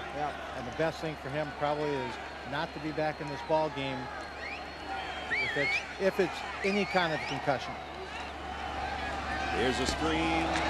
That didn't work. They've gone to that well too many times. And Willie Williams, the outside linebacker, just sitting back waiting on Chancey Stuckey that time, and a loss on the play of 2. Well, they've got a little wrinkle off of that they might start pulling out here, but they'll probably use it in the second half maybe. It's that slip screen. They've tried it 4 or 5 times. We were told they're going to throw that screen a lot here today. They've done it both sides of the field as well, mostly to Charlie Whitehurst left, but that one came to the right. Now it's 2nd down and 12. And Clemson wants to at least eat up some clock. They don't want to give this ball back to Miami if they can help it. They at least want the halftime lead. Whitehurst across the middle. Kind of a little drag route. Broken tackle by Kelly. Kelly still on his feet, and he got out for 10 yards short of the first down, but at least it's a manageable 3rd down situation, more than it would have been. I'm impressed with Charlie. He's done a great job. The last year he was, you know, he threw 17 interceptions last year. Now he's so much more under control. And I think Rob Spence, the new offensive coordinator, a new system, new terminology. Tommy Bowden told us yesterday, hey, we brought guys in. I'm going to turn the offense over to them. I'm turning the defense over to them. 9 different receivers now for Whitehurst. Davis has not been able to run at all today. Kenny Phillips makes the stop on him here on a 3rd down and short. So now we're under a minute. It's a 4th down upcoming. Remember, Miami is out of timeouts as well. Here's the offensive production with a new offensive coordinator.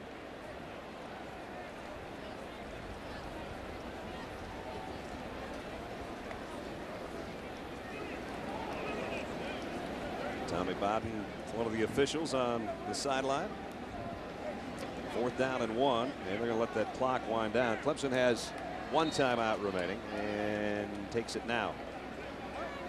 So they used as much of the clock as they could. They didn't want to give Miami anything to work with. And Miami, as I mentioned, out of timeouts. So there's going to be about 20 seconds left in the half.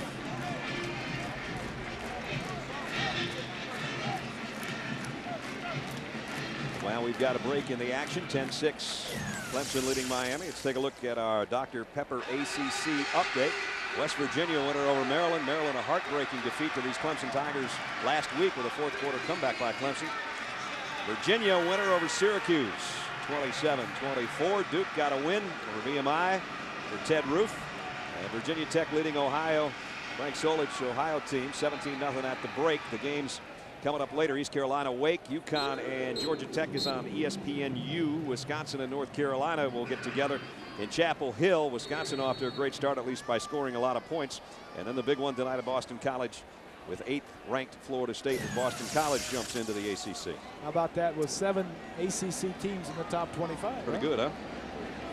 Devin Hester back deep. Conference got tougher when Florida State came in, and then it's gotten even tougher. Oh, they got it! Yes! All day long. The punt is picked up, the block punt by Clemson, and advanced out to the 38-yard line. Cliff Harrell somehow took that blocked punt on the hop. Willie Williams, I think, is the guy for Miami that blocked it. Well, we showed you the spread punting formation. They've been close all day. And boy, if any of 3 of those guys, it was Williams that got it, could have been any of them.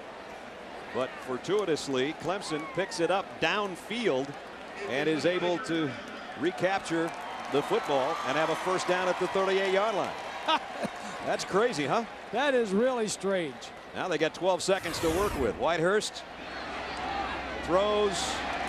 And let's see, to make the catch at the 47-yard line, he did. How many times are you ever going to see that happen? You're very back in few. punt formation. The punt gets blocked. You pick it up and run for a 1st down, and your offense goes back on the field. It's a little different way to get a 1st down. Oh. And we're down to 1 play. Larry Coker's first visit to Death Valley. Charlie Whitehurst spikes the ball now, and now we still will have 1. Yeah, no, we're not going to have 1 play. That's the end of the half. So at least the block punt didn't cause any further damage for the Clemson Tigers, and at home they lead the 13th ranked team in the country 10-6, courtesy of Charlie Whitehurst for the most part. Clemson with a lead at halftime. We'll be joining John Saunders, Craig James, and Aaron Taylor in our New York studios for the Valvoline halftime show right after this.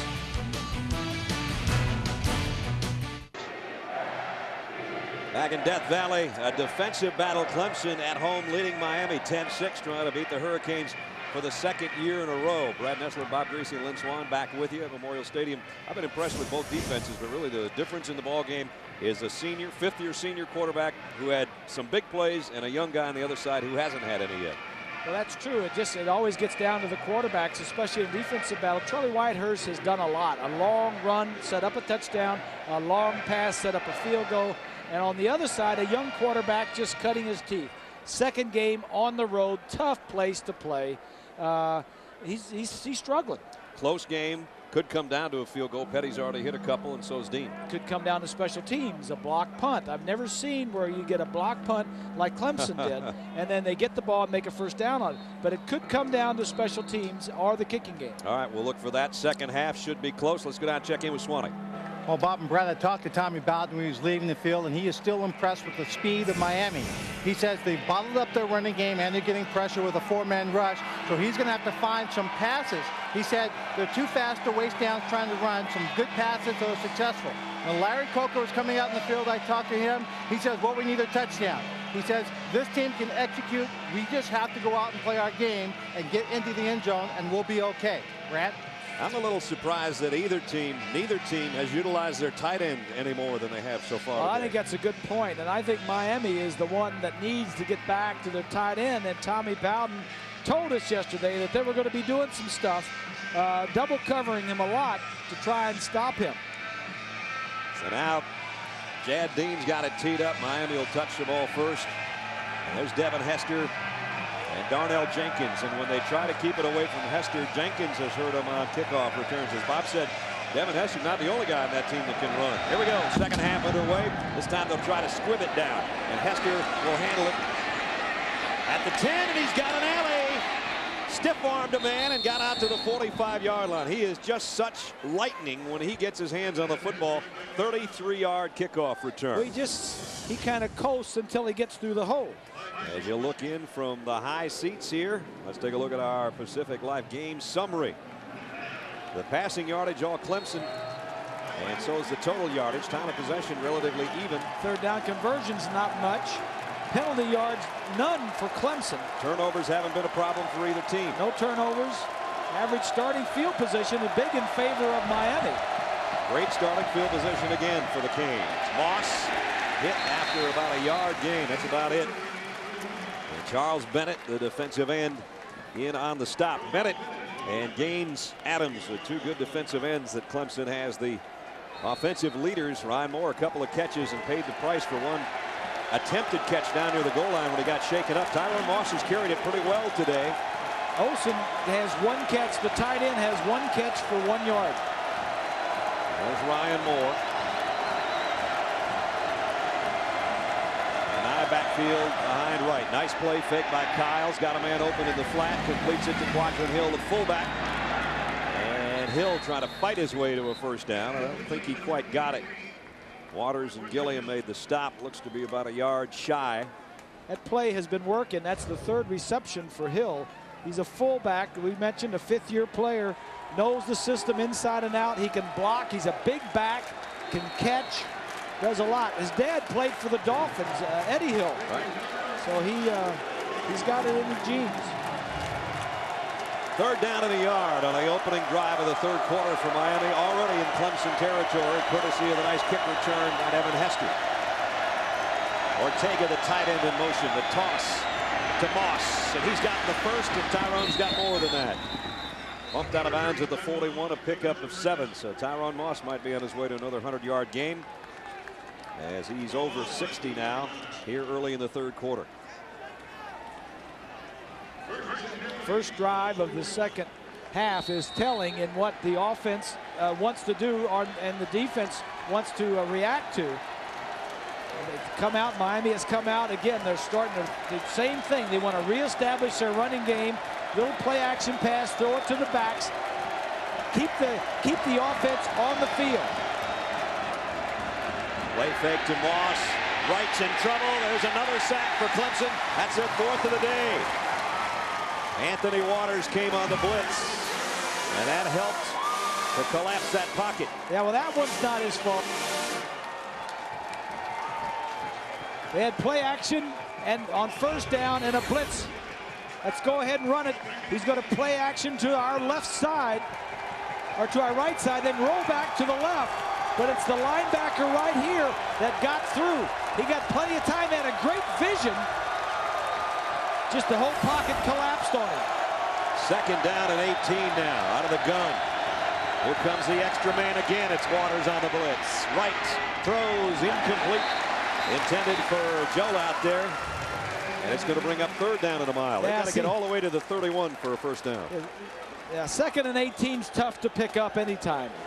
And Bob and Brad, with this third down coming up, and you guys are talking about the tight ends from both teams. Olsen hasn't been a factor in this ball game, and I might submit to you, it's been a really good defensive game plan to take him out. But whenever you have that situation, that's when the other players have to step up. If they're spending a lot of effort on Olsen, then the wide receiver somewhere has to make a break, has to get open. Well, the three that are out there, Moore and Leggett and Moss. Right with plenty of time. Flags down as he throws complete. It's going to be a first down. Ryan Moore. But again, a penalty marker down in the Miami backfield. They would have picked up 26 yards on a 3rd and 18, but I think it's coming back. And it is. That is just huge. I mean, that is crippling. The first drive of the second half, you come out, you pick up 3rd and 18, and then you have to do it again. That's a 36-yard difference from what it could have been. Holding. 64 offense. 10 yards for previous spot. Repeat 3rd down. The Butler did it.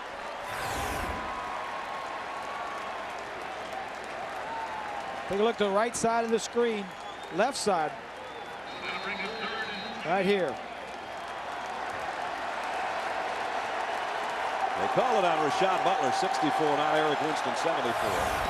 Maybe they were both guilty. I don't know.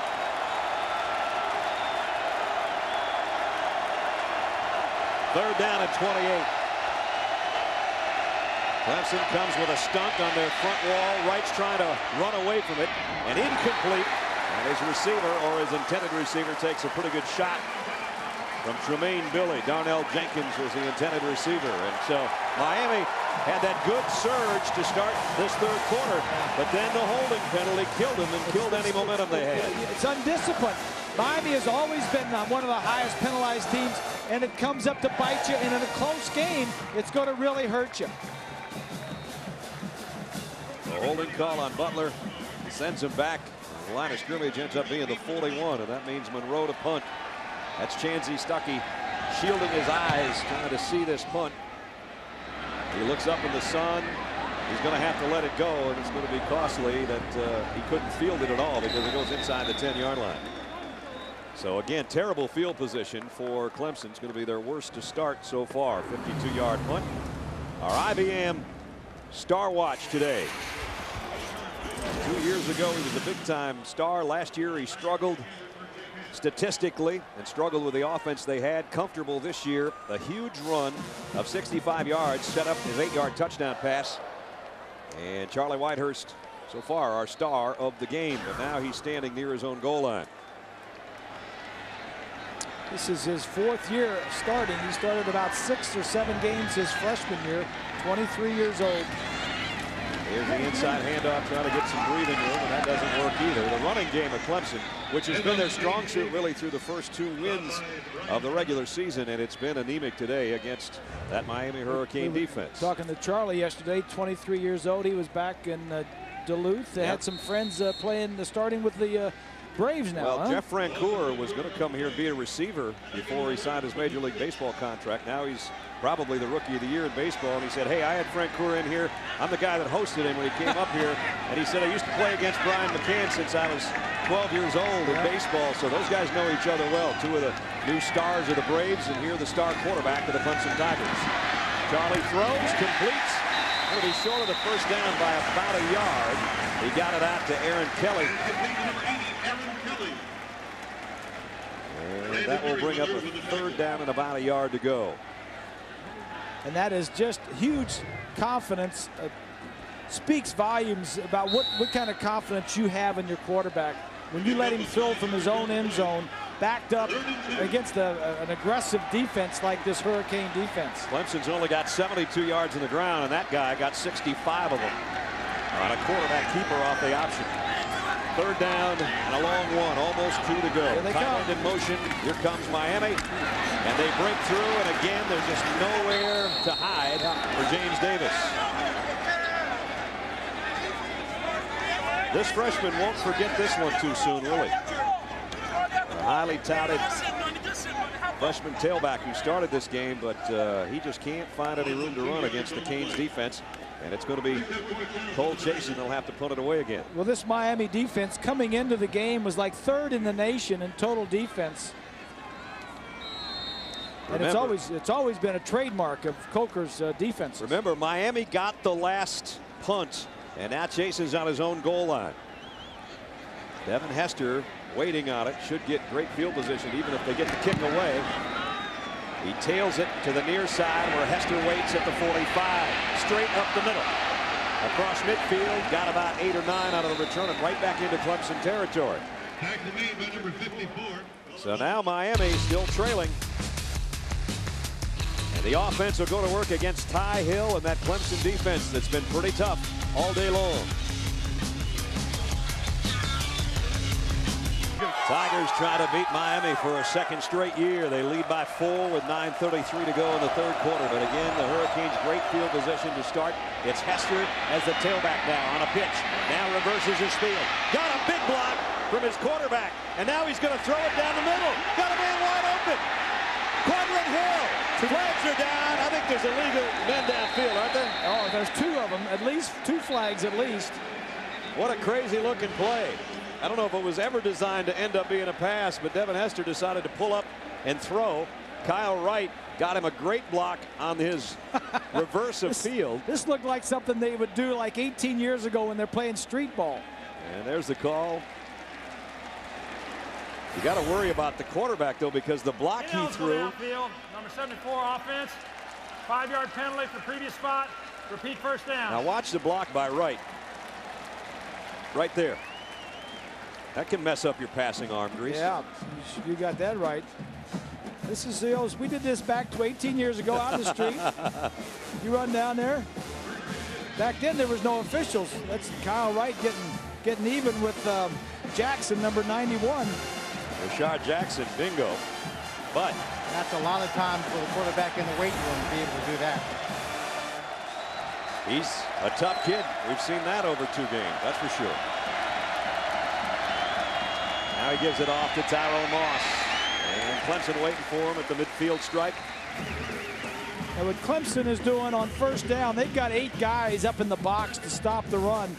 And you're going to have a tough time running when they got that many players up there. You just got to wonder how many times Miami can start on Clemson's end of the field and not get some kind of points. Got to give credit to the Clemson defense, too. This is the 3rd time that Miami has started a drive in Clemson's territory and not done anything with it. They punted the first 2 times.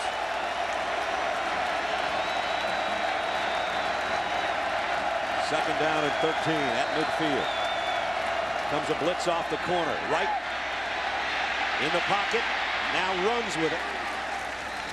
And got about 4 or 5, 7 yards on the scramble. Down to the 43-yard line. Kyle's a pretty good runner. It's not what he wants to be doing all day long, but picked up what he could there and makes third down a little bit easier. Third down and 6. Canes need to get the ball to their tight end, Olsen, who has 1 catch today after having 8 for 137 yards last week. Right to throw across the middle, complete. Getting to the first down is Jenkins. And he's got it down to the 33-yard line. First down, Miami. Got 10 yards on a 3rd and 6. Nice job by Kyle Wright after the street ball play of coming back, picking up a first down. Now they're back on track, moving down the field. Let's just put some first downs together and get this ball into the end zone. They've worked it to a first down at the 33-yard line. We approach 7 minutes remaining third quarter. 20th ranked Clemson leading number 13 Miami 10-6. 8 people. And still are they going to be able to bring down Tyrone Moss. Football out of bounds. Got hit by Ty Hill and coughed it out of bounds, but no damage done. Had an interesting chat with Ty Hill yesterday, didn't we? Sure did, and boy, he lights up a room with his personality. Yeah. He's a sprinter in the ACC, one of the fastest guys in the Atlantic Coast Conference, and he's saying, well, I like to run those guys down. He says, that's where I'll make my mark. I like it when they got a lead on me and I just chase them down. Which he did against Reggie McNeil against Texas A&M in their first win of the season. Reggie's not slow. 2nd and 5. Moss again weaving his way through. Might get a first down. I think he's got it. Anthony Waters, the middle linebacker, made the stop, but Tyrone Moss just keeps hacking away inside, breaking tackles. He's up to 74 yards on the ground on 16 carries. Yeah, what Miami has done is gone back to their original game plan from the start, and that is use the strength of that offensive line, the run game, Moss, and take the pressure off of their quarterback on the road. Just run the football. Look at big Eric Winston, number 74 there, the 315-pounder, the left tackle who was injured in a game we did against Georgia Tech last year. Had to come back, major knee surgery, and first down for Miami. And he's had to work to get through the rust and the pain of rehab, but he is one of the best around. Well, you know, even though Miami practices at a very high pace, and I've seen their practices, and we've all seen them, and seen, you know, their practices are pretty high speed. Still, the speed of the game on Saturdays against Florida State, I think he had to get rid of some of that rush. So they got another first down. Fans trying to get it up for their defense here at the 23-yard line. Moss, inside run again, and again, nice push by Tyrone Moss as he gets 8 more yards on the carry, and it's down to the 15-yard line. Miami went unbalanced line to the left. Take a look at, they got 3 big guys next to the center. They move the tackle over. They bring Butler over. Winston's on the outside, and there's a huge hole. It sure was. Unbalanced line causes some problems with the defense. You got to decide whether you're going to shift your defense or not. You take a look from behind the Clemson defense. Second down and 2. Moss again. First down and more. Got inside the 10 where it's going to be first and goal for Miami. One unbalanced again. Same thing. Now it's just power football for Miami. See, look at these big bodies. Whenever you see 3 big bodies next to that center over there, that's the same thing. Same play they ran, just pounded over there on behind those 2 tackles in the guard. Now they've got Winston on the right side. They'll run straight up the middle. Moss hit at the line of scrimmage. Nice penetration by David Dunham. Made the first hit. Anthony Waters helped the cause. Yeah, that time they went unbalanced right side. 5 straight runs by Tyrone Moss, Bob.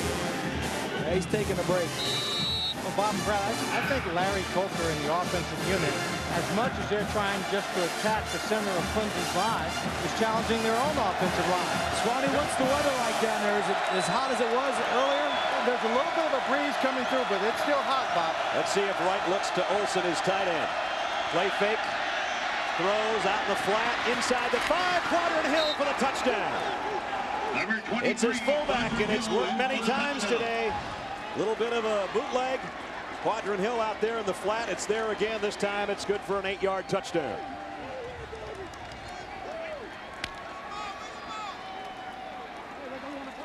So first touchdown of the day for Miami.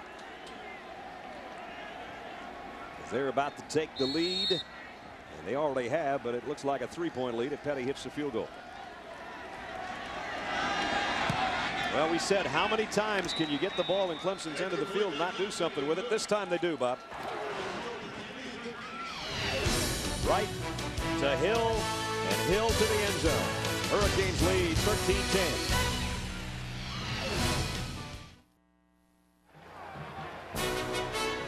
College football on ABC Sports brought to you by Chrysler. Inspiration comes standard.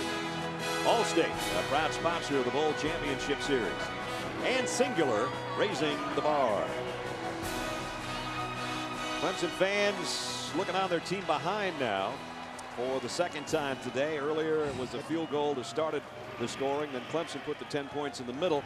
And now Miami's gone on a short field, just 47 yards in a little over 5 minutes to get a touchdown from Kyle Wright to Quadrant Hill. And the Canes lead by 3, 13-10. Brad Nessler, Bob Greasy, Lynn Swan on our ABC crew. A few shadows down there on the left side of Frank Howard Field now. Might cool things off by the 4th quarter. Still a hot day. And the kick by Monroe goes out of bounds. So Clemson's finally going to have decent field position, and it's because of a penalty.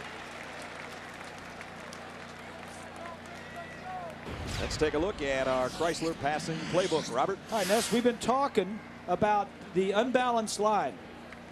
And it's right over here. We've been using the all-bounds, and they've been running the football. This time, they're going to throw the ball. The receiver's going downfield. They're going to fake in here on the run and sneak the ball out to the fullback on the outside. There's a play-action fake. Let's go ahead and run it. Now the fullback sneaks out. Going to get him the ball. The two guys on the outside clear out.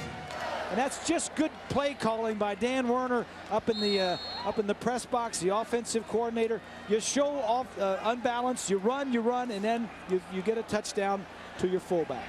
Reggie Merriweather's checked into the backfield for Clemson and now empties out of there as they start at their own 35. They're going to swing the pass out. Chancey Stuckey with a couple of blocks in front of him. Stuckey with big-time speed, and he gets to midfield.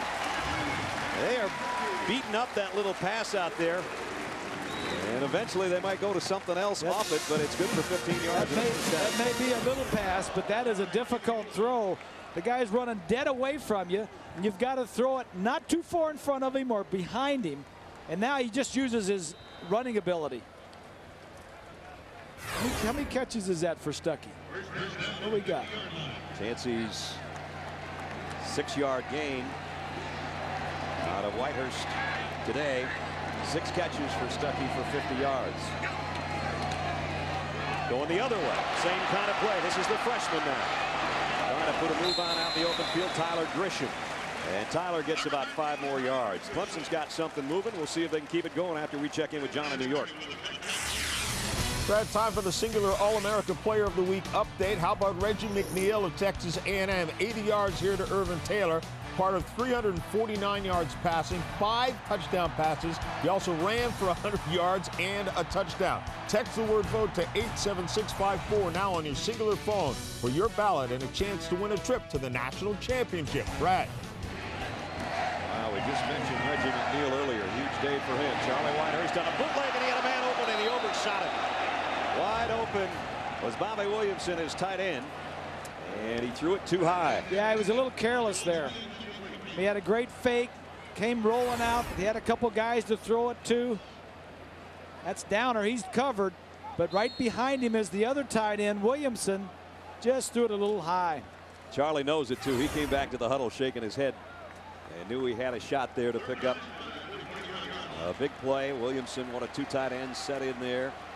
Whitehurst had hit his last 6 passes in a row. Now he'll work from the shotgun on 3rd down and 5. Here comes the heat from the Canes. Over the middle, tips. Would have been a first down if he could have held it. Kelvin Grant, it was thrown, I think, a little bit behind him, or it got tipped, one of the 2. And it's going to bring up 4th down. One of the problems of passing when you're going in that direction, you're looking dead into the sun. You see the long shadows on the field. That may have been one of the reasons why Charlie overthrew Williamson with that pass on 2nd down. There's some of the construction going on to a brand new facility that will have a weight room and offices and skyboxes down there in the left end zone. So another punt upcoming. And this time, Miami trying to block the punt, roughed up the kicker. And I think this is going to be roughing the kicker. I think either way, it's a first down, whether it's running into or roughing. And the Clemson Tigers are going to keep it alive by penalty. Well, that's the price you pay sometimes when you're trying to block the kicks. Exactly. You live by the sword, die by the sword. Miami's blocked a bunch of punts, scored on a lot of special teams. But when you go after the punter, that's Brian Potter. There is no question. Now that's just dangerous. That's why that play has to be called, and that's why that's roughing the punter, because your body doesn't go in that direction. And the punter for Clemson takes it for the team.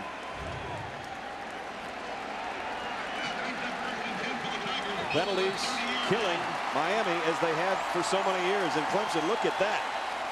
When's the last time you saw almost 3/4 of football and no penalties on a team? Well, Clemson is the least penalized team in the ACC.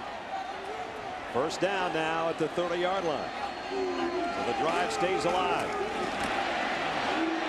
Merriweather, pickup of a couple. Merriweather had the big game against Miami last year. He's the kind of the little spark plug, about 5'8", about 210. He hasn't played much in this game. Davis started and has played most of the way, but last year Reggie had 114 yards and 3 touchdowns, including the capper in overtime. So who knows, we might have seen the last of James Davis today. Put the veteran in there, because this guy did the work last year against the Canes and the upset win down at the Orange Bowl. And now they're going to lean on him a little bit here again today, maybe, to try to get something going with their ground game. 2nd down and 8. Whitehurst, there's the screen, and this time it's dropped. Aaron Kelly had his hands on it. Forgot to take it with him. And if he could have taken it with him, he may have taken it to the house, because he had some people out there that blocked for him. How many times have they run that play today? A lot, but if you think he's embarrassed about not making that catch in front of 80,000 people at Death Valley, wait until he sits in the room with the other wide receivers and looks at it on tape. Yeah, that's a good point. So now 3rd down and a long 8. This would be wasteful for Clemson if they aren't able to capitalize on the roughing the punter penalty. 5-man rush. Whitehurst going deep, got a man, Stuckey, but he overshot it. Oh, if he could have just pulled the string a little bit, might have been a touchdown. Now do you give Jad Dean a long field goal attempt? About a 47-48 yarder. Looks like it. Which way's the breeze blowing down there, Swanee? Well, when the breeze is blowing, it's blowing left to right. So it's not going to help him a whole lot, but you can see the flag on top of the goalpost he's going for. It's hanging straight down. His so longest last year was 48. This is a 45-yard field goal attempt from the right hash mark to try to tie the game. Wait a minute, penalty markers down, whistles blow.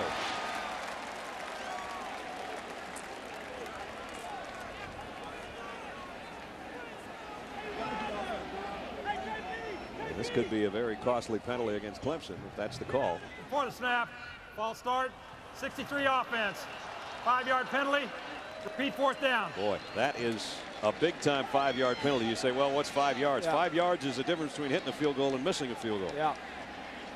And now you're going to ask. Doesn't matter whether you're kicking a 30 or 25, 30 or 35-yard field goal, but when you get out to 52. Well, it's going to be exactly 50, but this would be the best of his career if he hits it to try to tie it up. With 2:03 to go in the 3rd quarter. Jad Dean, kick, no. Somebody may have gotten a hand on it. Line drive. Sometimes, you know, it just gets in the head of the kicker. Oh, they backed me up 5 yards. I got to kick it harder. Those kickers are strange sometimes. So Clemson can't capitalize on that roughing the punter penalty. They get no points. They still trail. Miami with the ball in the lead when we come back. Welcome back to the BCS Spotlight game presented by ADT. Jad Dean asked to kick from 50 yards. Nowhere near it. Score didn't change. Miami with a 3-point lead as they take over offensively again and again with good field position following the missed field goal. Devin Hester went off the field, headed to the locker room. Swanee, looks like cramps for sure. Well, he was on the field and sitting up, grabbing his toes, trying to stretch it out. You can see there, every time he bends his legs, he was cramping up. And it wasn't just one leg, it was both legs. Interestingly enough, Miami was practicing at the same time as kickoff for today's game, just to make sure they were the right time of day. But when it's this hot, you can still cramp up. Handoff goes to Thomas. Thomas in there to give Tyrone Moss a little breather, and he rips off an 11-yard run. Tonight, ESPN has a meeting of a couple of teams from the ACC that should be a dandy. Bobby Bowden leads Florida State Seminoles into Chestnut Hill for a showdown against Boston College, making its ACC debut. College football primetime presented by Polaroid on ESPN tonight. 7:45 Eastern. For more information, log on to ESPN.com. And that'll be a dandy. Tom O'Brien, good coach, good team. Bobby Bowden taking his Seminoles up there.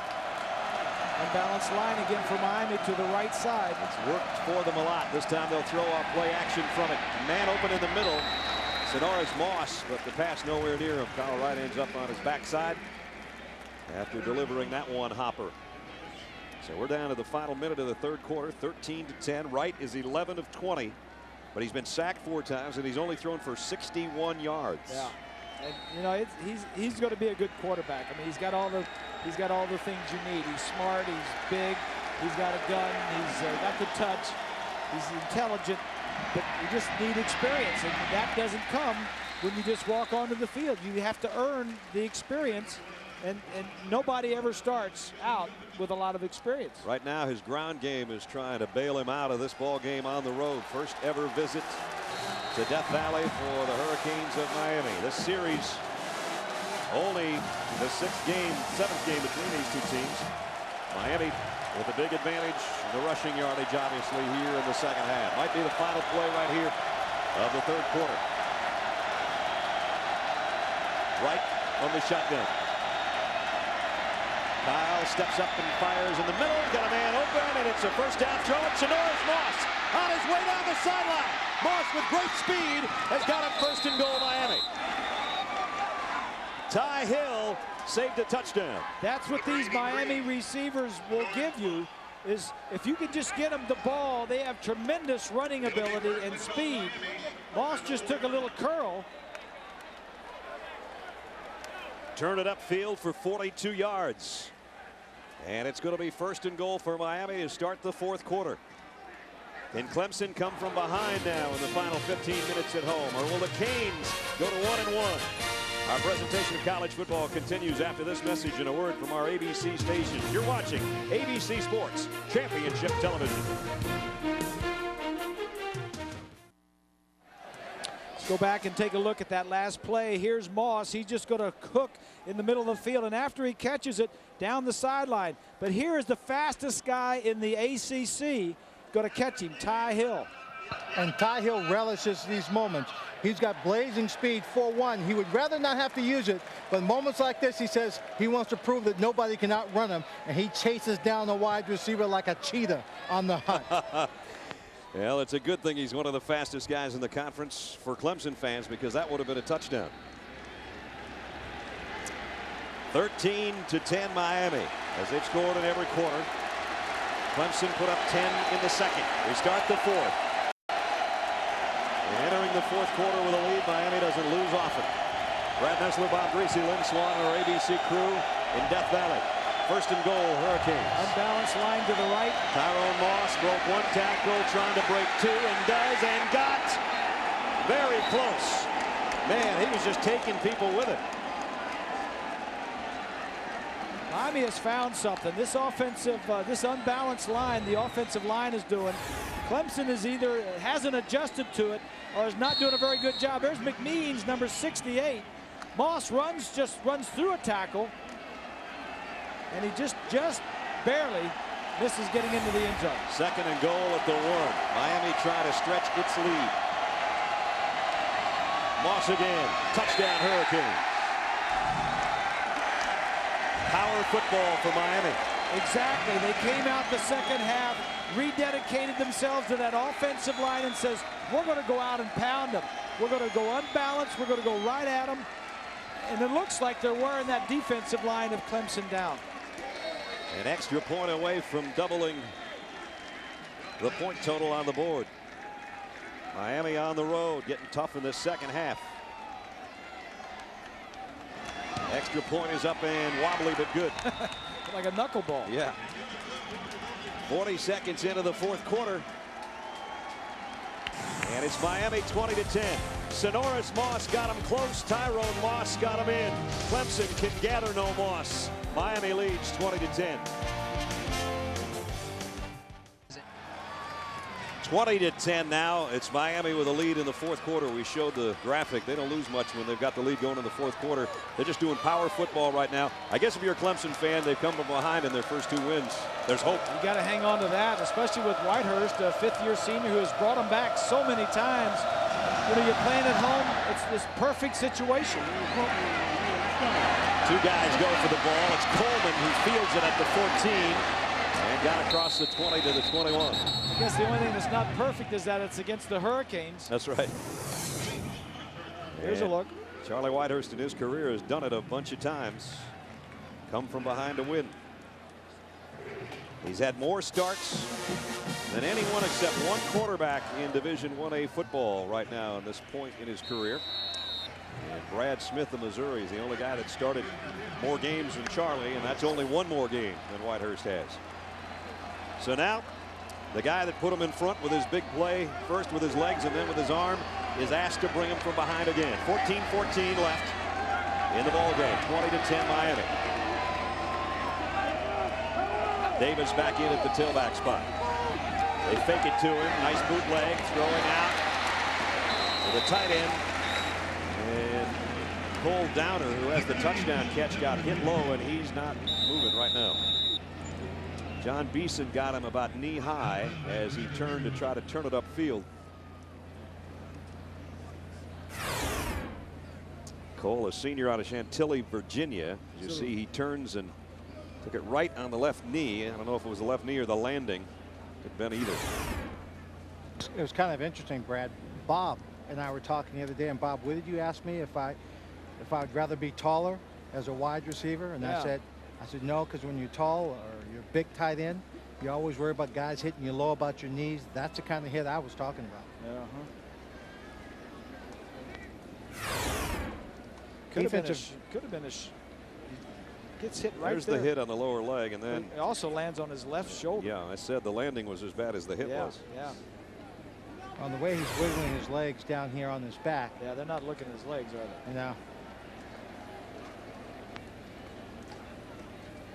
So the left shoulder possibly on the landing there for Cole. He had the touchdown catch earlier in the ball game. Had 3 receptions in the win over Texas A&M. And we'll check on him and hope that he's up after this timeout. 14 minutes remaining here at Clemson.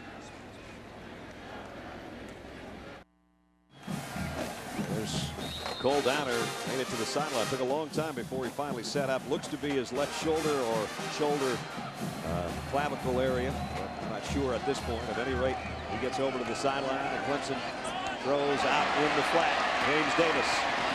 And Davis got a first down. He has had trouble running, but the swing pass gets him 8 yards. Now, this is a long way from high school, which he was in last year at this time against the Miami Hurricanes. This is a veteran defense with lots of quickness. Randy Shannon, the defensive coordinator for, well, he's been at the school for like 12 years. He hasn't been the coordinator that long, but he does a great job with these Miami Hurricanes defensive players. When they run as good as those two ends like Carroll and Pata, and the linebackers have always been good. You know the history of the linebacking corps in Miami. And there's a long lineage of defensive linemen, defensive backs coming out of there. Whitehurst throws incomplete, and a flag comes in. It's going to be the second pass interference call on Maxey today, and it was on much the same pattern intended for Chancey Stuckey. Well, let's take a look. There he had a hold of Jersey there. Holding. I don't know if it was interference, but I think it was holding. And that maybe is what they're going to call it. It is holding. Against an eligible receiver, against number 24 defense. 10 yards from the previous spot. Automatic first down. And you saw a handful of Jersey. The officials right on top of it. And a first down Clemson. You know, when you're this aggressive as Miami is, especially defensively, when you're that aggressive, I mean, the coaches don't never like to see penalties, but they're going to live with those. I mean, because they know if you're aggressive, you got to fight and scratch. You're going to hold a little bit. They're going to let you get by with some of that. So a first down for the Tigers. Here's a toss, flea flicker. Whitehurst throws, completes. Penalty marker on the play. Pickup of 7 or 8 as he got it to Bobby Williamson, his other tight end. And Williamson gets up limping. Clemson's going to run out of tight ends pretty soon. Yep. I would imagine they're going to take this 5-yard penalty instead of the 7-yard gain. It'll make it first down and 3 in Miami territory, but we'll wait and see. Look at that tight end. Look at those guns he's got. Offsides, defense. 5-yard penalty, previous spot. Repeat first down. Well, those guns are on the other side of the ball last year. Well, 2 years ago, he was a tight end. Then last year, he was a defensive end. And now back to a tight end. We were at practice the other day, and I want to tell you, he catches and runs with very nicely. Yeah, he's got good hands. Soft hands. And you know he can block. If he's a defensive end, he's got that mean streak. Bobby out of that Tampa area down there. Tarpon Springs. So now 2 tight ends on the sideline for Clemson. On a 1st down and 5. Whitehurst over the middle, in and out of the hands of his intended receiver. Nice defensive job by Leon Williams on Bayham. Let's check in with John in New York. Brad, for the Pontiac game-changing performance update, might it be this Adrian Peterson run, perhaps the start of a comeback? They were down 20-10 until Peterson scored here, and now within a field goal, 20-17 the score as they're just underway in the 4th quarter. That's your Pontiac game-changing performance update. Brad, back to you. All right, John, thanks. I'm not sure who that would be a bigger win for. Well, that just tells you about a team like Oklahoma. When you lose your quarterback and your offensive line. Whitehurst going deep. And he overshot everybody. Intended for Kelvin Grant. And a penalty marker in the Clemson backfield. I think it might be a holding call back here against Clemson. Plus Charlie Whitehurst took a shot when he let go of the football. So penalties cropping up a little bit here on the 4th quarter. Williamson, the tight end, is back out there, we see. How about Cole Downer, Swanee? Anything new? Well, they're saying he has a strained left shoulder. They're putting ice on it as we speak. I asked if he'd be going back into the ball game, and the only comment was that it would be 73 offense. 10 yards from previous spot. Repeat 2nd down. And as Swanee gave the injury report, you saw the holding call against Clemson. Injury reports. The injury reports we get these days are not what they used to be in the past. No, that's for sure. Not because our man on the field doesn't try. We just don't. They don't give out information anymore. They can't give it out. They can't give it out. 2nd down at 15.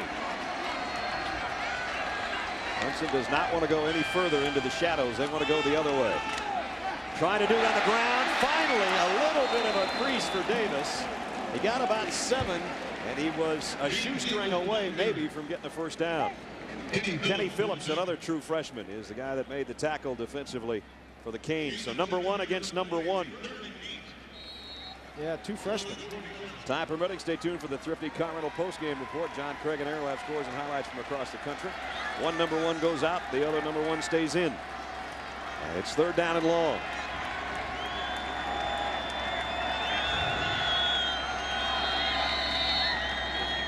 Whitehurst has a look at things and doesn't like what he sees. A timeout taken. Important down coming up for Clemson if they're to keep the drive alive and their hopes alive in this football game. Devin Hester back from the locker room, back in the secondary for Miami. And looking at Charlie Whitehurst in the offense, only 2 for 7 on 3rd downs passing. Part of a 2 for 12 day on 3rd down for Clemson. They need this one. Whitehurst deep middle's got a man just over the outstretched fingertips of Curtis Bayham. That would have been a 1st down and a whole bunch more. He just needed to take 1 second. You saw him look to his left to hold the safety left. He knew he was coming back to the right, but when he came back to the right, he threw it too quick. He just needed to settle himself down, find where the receiver was, and then lay it in there because he was open. He's upset with himself as he goes over the sideline. You saw that when he took his helmet off. And Cole Chasen set to punt. Darnell Jenkins has taken Devin Hester's spot back there, so Devin doesn't have to do any more work in the secondary, at least for now. Plus, they may use him offensively as a tailback, as they have at times today. Chasen, nice punt. Jenkins backpedals and takes at the 8-yard line. Dangerous spot to field one, but I guess he knew what he was doing. All the way out to the 22, maybe the 23-yard line. Nice return by Jenkins. And decent field position for Miami, considering they have a 10-point lead and the ball with 11:39 remaining in the ball game. Thursday night, Connecticut Sun fought back to tie Sacramento's Monarchs at a game apiece tomorrow at 4 Eastern. Join ABC Sports in Sacramento. It's Game 3 of the WNBA Finals presented by Capital One. Sellout crowd at Memorial Stadium, hoping that their team can come from behind for the 3rd straight week in the 4th quarter. But they trail Miami by 10. Jones, the tailback, on the call and on the carry, and he's going nowhere. Trey Tates made first contact And then Corey Groover helped him. Miami's had the ball 3 times in the second half and has scored on the last 2 possessions. They're getting very good field position. That's been the big help to them all day long. And the last drive, remember, started in Clemson territory for the 3rd time in a row, and they made that one pay off with a touchdown. They're a little deeper in their own land here. 2nd and long. Jones again out to the 26. And we go out to John in New York. Brad, Oklahoma in danger of falling to 1 and 2. They were climbing back, but Drew Olson goes to a wide open Mercedes Lewis here. 19 yards. The Bruins now lead it by 10, 27-17. Plenty of time left in the 4th quarter, but Oklahoma having all kinds of problems with their offense. Brad. Big win for Carl Durrell, huh? It would. Sure would when you're sitting in the shadow of the crosstown champion. Oh, you got that right. 3rd down and long. Wright fires on a little inside screen of his own. Sonoris Moss. Can they track him down? Not before I think he got the 1st down. It's close. Michael Hamlin made the tackle.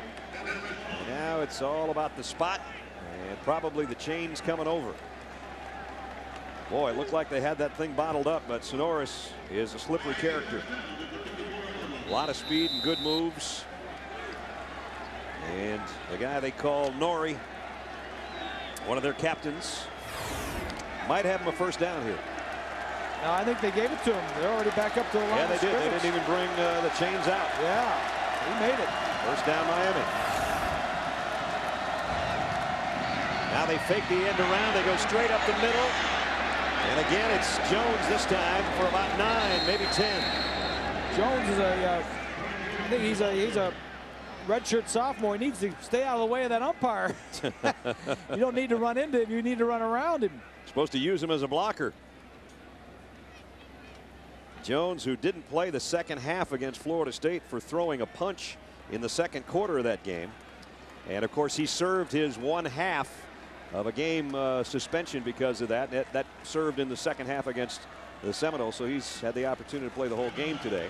Though he's just starting to see action here in the 2nd half, and he's doing a good job. Looks like he got almost 10 yards. Yeah, he's one of those running backs behind Moss, Deron Thomas, and Charlie Jones.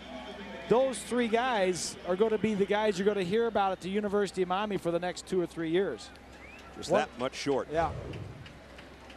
Brad, you know, when we started this, we started out at the beginning, we said Miami's had 1 loss, you know, can they take another? And I said no. I said, you know, they need to win this one to get back into the ACC and the national championship. And, you know, just because they lost a game and an early game doesn't mean that they can't get back into the national picture. Remember, they won one of their national championships after starting 0-1. That was in 1983. Lost their opener and then went on to win the championship. Now here's teams that went on to play in the championship game.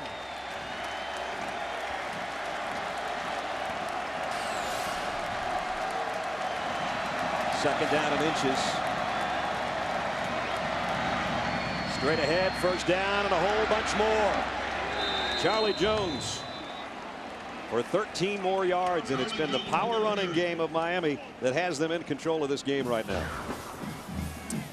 Here's the teams this year now with 1 loss that still have a chance. Miami and Texas A&M are the only 2 coming in that have not won a game. I don't know about Oklahoma. They're losing right now. The way they're playing. But I would say all these teams that have lost a game early still have a chance to get back in the national picture.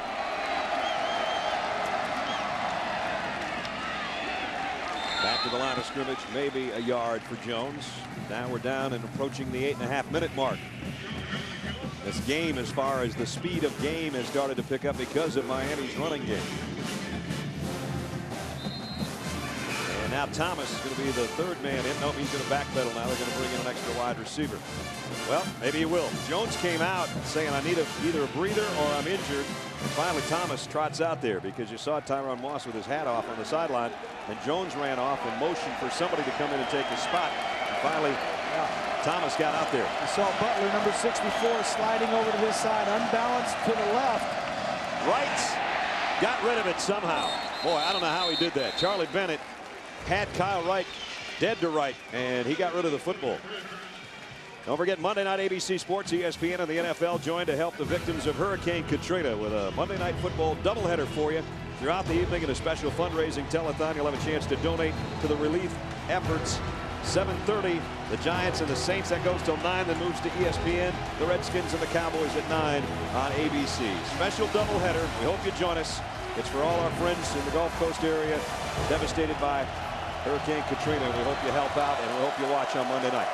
Sonoris Moss has 3 catches, all on 3rd down. Quadrant Hill. A lone setback, and he took the inside handoff and got to about the 42-yard line. And now, if Miami chooses to punt, they're going to try to knock this thing down inside the 10 somewhere and bury Clemson with 7 minutes and 40 seconds. It'll actually be right around 7 minutes when they have to kick it. And I think, you know, Brian Monroe, that guy right there, has done a nice job and a quiet job in winning the field position battle today, and that certainly has helped Miami's cause. Well, when you look at where Miami has started and where Clemson has started, it's the punting and the return yardage for the Hurricanes that have made a big difference in where the offenses have started. I think we're going to have a legal substitution or too many men on the field on Miami. Dead ball. Illegal substitution. 12 men on the field. 4th down. Well, both those things. It was Yeah. Greg Olson that was the extra man, I think, that was trying to get off before the punt. And Larry Coker, even if he wins this game, is not going to be happy by the number of penalties. And as Bob said, the aggressive ones you can live with. The ones where you have to knock yourself in the temple and go think, those are the ones driving you crazy. The offensive penalties, the offensive line penalties, the holding and the illegal procedure penalties, those will drive you nuts. The defensive and the special teams aggressive penalties you can live with. Monroe, he might like this spot better even. Trying to kick it to the sideline. Taking up the 14. Chancey Stuckey taking a chance, trying to get whatever he can. It isn't much, but he got it near the 19-yard line. ABC Sports presentation of college football brought to you by Pontiac. Go online and nominate your Pontiac game-changing performance. Dr. Pepper and your local Dr. Pepper bottler. Dr. Pepper, one taste and you get it. Pacific Life for insurance, annuities, and investments. Choose Pacific Life, the power to help you succeed. And Outback Steakhouse, no rules, just right. It's starting to be a just right day. It's starting to cool off a little bit. The sun going down over the far side and over Lake Hartwell and over Memorial Stadium. But Clemson needs some points and a comeback or their fans are going to go home sad. Devin Hester broke that one up, intended for Aaron Kelly. And we are down to 6:57 to play in the ball game. Clemson came in ranked 20th in the country, their first 2-0 start in 4 years after beating Texas A&M and Maryland, both in back-to-back come from behind fourth quarter wins. And Miami, as we said, hasn't started 0-2 since 1978, and it's starting to look like they won't this year again. Now this whole thing's going to be a passing drill now.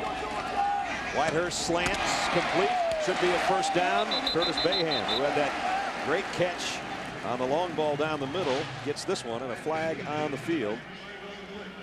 And this one's into the field of play. It's not at the line of scrimmage.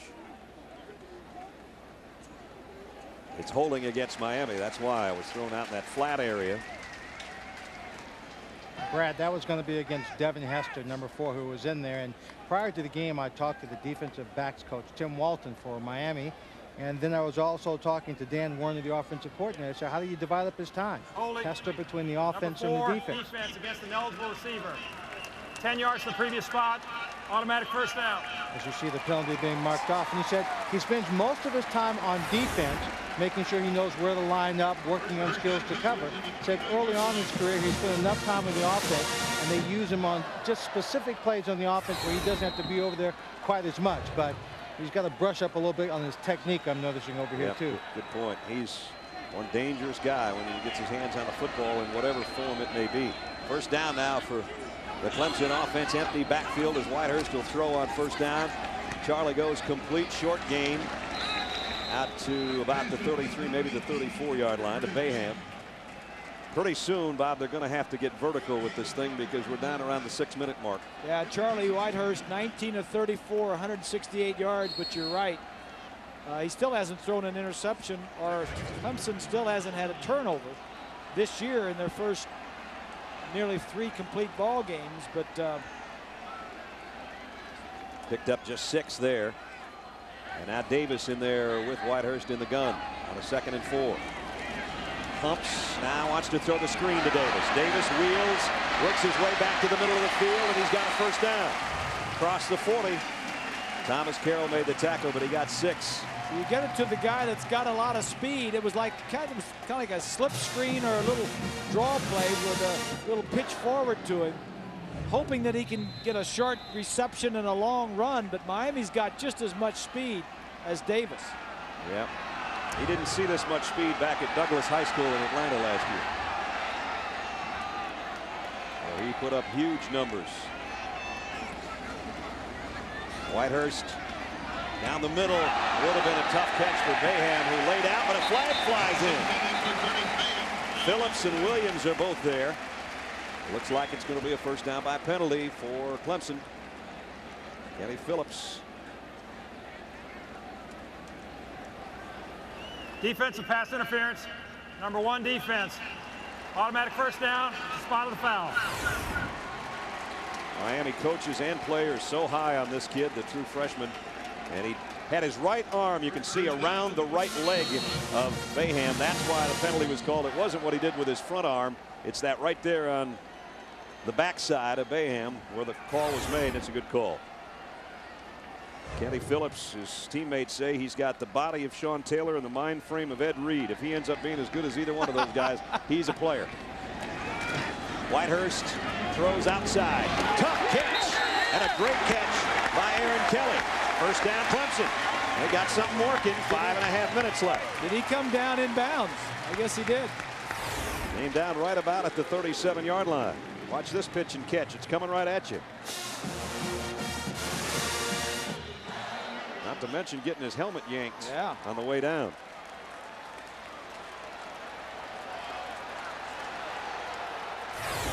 First down at the 37.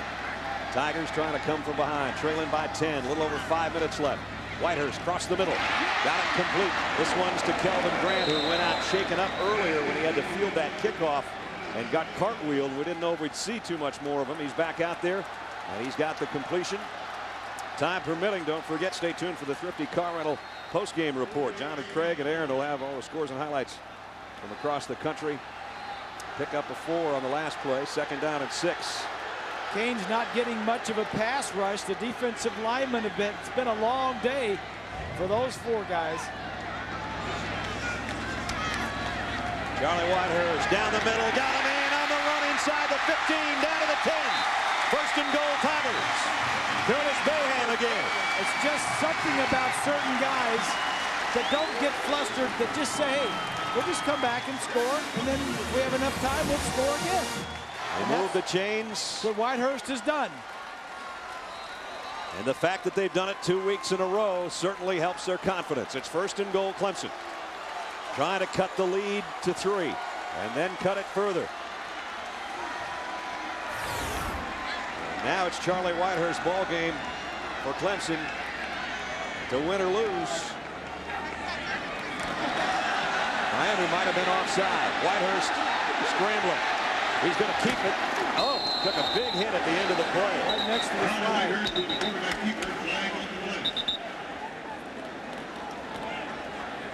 The guy down is Nanton. It is offside against Miami. So to stop the clock, and with the injury and the penalty, Clemson's going to be down around the 4-yard line. And here again at the end of the play, Charlie trying to get down. And McIntosh coming with a head of steam, helmet to helmet. I'm not so sure that should have been a second penalty, but Whitehurst got back up. He'll be happy with the first down. He won't be happy with a headache. Wow.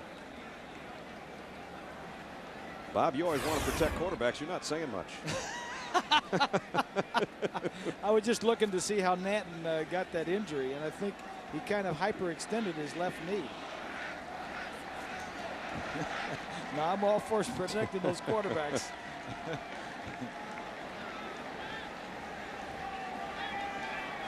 I think there should have been an offside penalty and a personal foul at the end of the play, 2 of them against Miami.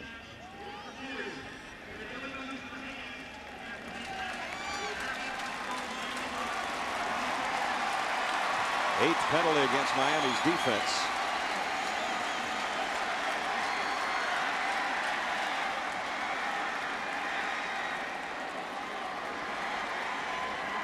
Nanton going off or limping off. Now they've got to spot the ball down inside the 5, where it'll be 1st and goal. Offside and illegal use of hands. There were 2 penalties on Miami. So down inside the 5, 1st and goal for the Tigers, trailing by 10 here in the 4th quarter. Time running out on them. Whitehurst gives off to Davis. Davis goalward, but got only inside the 2. They cannot get anything on the ground, and that running the ball, the clock keeps running. I don't want to say they're wasting time, but now they'll go to their hurry-up no-huddle offense, I would assume. You see the linemen just stay there. They never leave the ball. 2 tight ends in there, but Downer, their starting tight end, is out with an injury. The fans getting restless. They want Clemson to hurry up. 2nd and goal. Whitehurst, Davis. He's close. They're not going to give it to him, though. You see the linesman come over and put it at the 1-foot line, and it's going to tick under 3 minutes now. And now they might take a timeout. They do. So there went about 1 minute and 20 seconds, roughly. We'll take the timeout with them. Clemson in need of a touchdown. They're inches away. We'll see if they can get it when we return.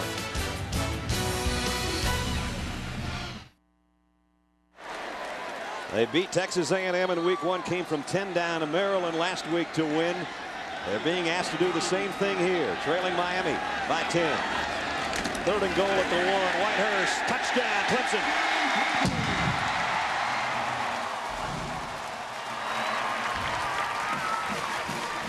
.258 remaining. An important extra point coming up, but the Tigers are in the end zone again. Clemson has 1 timeout remaining. So they use a little over 4 minutes on that drive. It started deep in their own territory. Their senior quarterback does the honors. Now Jad Dean. This is a huge extra point. It's up and good. 81-yard drive in 9 plays. Clemson still in the hunt. 20-17 Miami in front as we take a look at our Pacific Life game summary in the 2nd half. Power football of Miami, but also using the fullback was Kyle Wright. That touchdown gave Miami the lead. Then after a penalty, forced a long field goal attempt. Dean missed badly. That might have been the difference in a tie game right now. Tyrone Moss after a long reception by Sonoris Moss with a 1-yard dive, and now Charlie Whitehurst, the same story from a yard out. There's where we stand with 2:58 remaining. It is 20-17. The Hurricanes lead the Tigers. Now the pressure goes back to the Miami offense. Here's a note. Clemson, if they go to try an onside kick, they have not been very good at it. The lone deep man for Miami is Devin Hester. I don't know that he thinks he's going to see the football or not. And if you don't onside it, whatever you do, don't kick it to him. Well, they've only recovered 1 in the last, what, 26 years, so.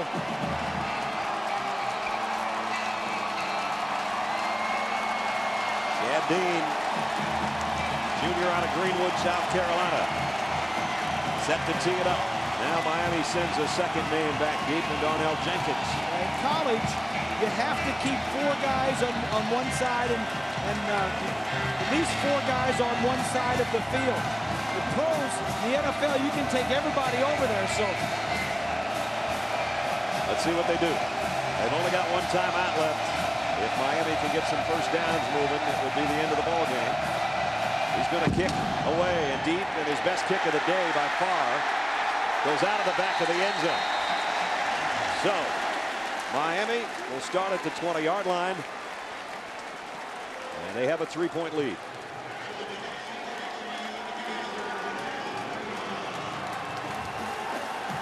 Now the defense of the Tigers is going to ask for some noise.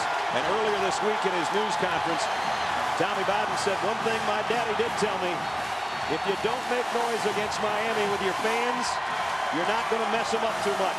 We need some noise in Death Valley this week. I think he's getting it right now. He said, you've got the 12th man up there. You need to use it. It's amazing how much talking to Tommy, it sounds like his daddy. You got that right. The toss sweep. Tyrone Moss stopped for no gain. Anthony Waters, the middle linebacker. The clock winds down to 2:45 and counting. Remember, Clemson, you can see it there, just one timeout. They need a couple stops here. Miami's going to use some clock. Here come the fans again. If you're Miami, all you need is a couple of first downs, but I don't think you're going to get it on the ground. And you chance throwing the ball with Kyle Wright.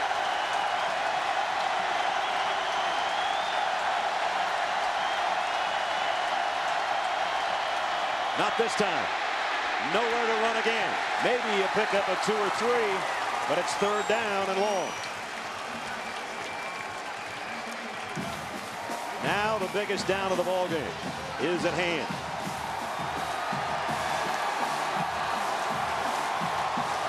Under 2 minutes. Larry Coker has played to his strength all day, and that is his defense and his offensive line, the running game, not the quarterback. You'll know in a minute whether or not Clemson will have a chance to get their hands back on the football. Here comes the blitz. Wright is hit and dropped inside the 15. Charles Bennett with a sack.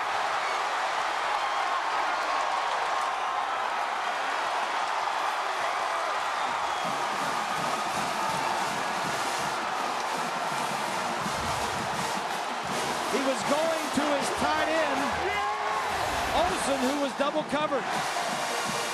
He's looking for Olsen. He's double covered. He pumps, and he gets hit.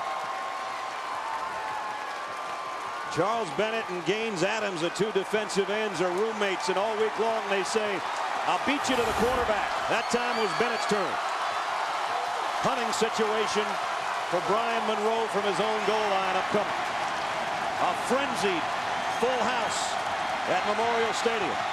And Chancey Stuckey waiting on the other end.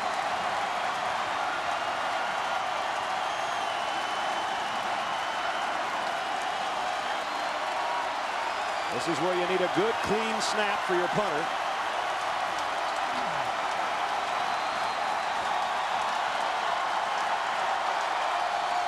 This part of South Carolina is about to shift.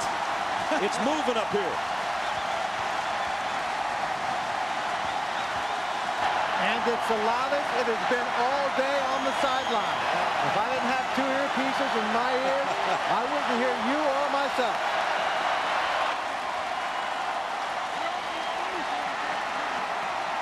There you see Brian Monroe, the junior punter, who's done a fine job all day long for Miami. He's only had 1 block in his career. I would imagine Clemson's going to set up a return here for Stuckey because they should get it somewhere around midfield unless he really gets a hold of it. And all they need is a field goal to tie.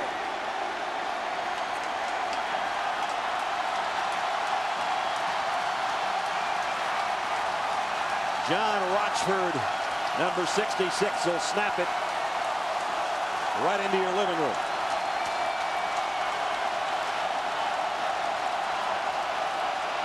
Oh, they got a good rush.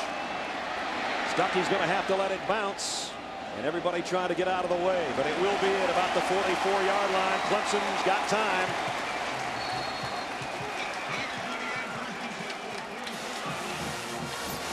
We've seen the comebacks in the 4th quarter. First it was week 1. A record performance by Jad Dean field goal wise gave Clemson the 1-point win over the Aggies. Then last week, 10 points down. And it was Reggie Merriweather on a 3rd and 8, taking it all the way for the touchdown to beat the Terps by 4. Now down 10 to 13th ranked Miami. It's a 3-point game. Charlie Whitehurst, the senior quarterback at the controls, has it at his own 44-yard line. Now, what does Miami do defensively? Do they sit back or they come after him? Whitehurst, quick slant, got it to his man. First down in Miami territory at the 45-yard line. Pickup of 11. Clock will stop to move the chains. Remember, Clemson's out of timeouts. But every time they can move the sticks, it'll stop long enough for that no-huddle offense to come up to the ball. 1:13, 1:12, and the clock running at the 45 of Miami. 4 wideouts for Whitehurst. Whitehurst with plenty of time. Down the middle. Got his man again. At the 21-yard line is Curtis Bayham. First down, Clemson, a pickup of 14.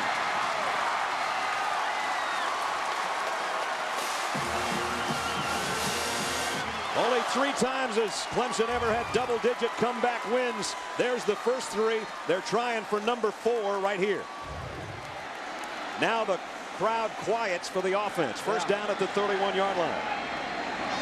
Whitehurst, quick drop, quick slants, no flag. Incomplete, intended for Stuckey. Kelly Jennings was the defender. Miami came after Charlie that time. Whitehurst has done a great job bringing this team back. Miami played zone the first time, blitzed the second time, and blitzed the third time. They're coming after him. Second down at 10. More importantly, 31-yard line is the line of scrimmage. No timeouts left and 46 ticks remain on the Memorial Stadium clock. Jad Dean has got that chin strap on and ready to try to tie it, but Clemson would love to win it right here. Whitehurst throws, complete to Stuckey at the 10-yard line. What a great throw.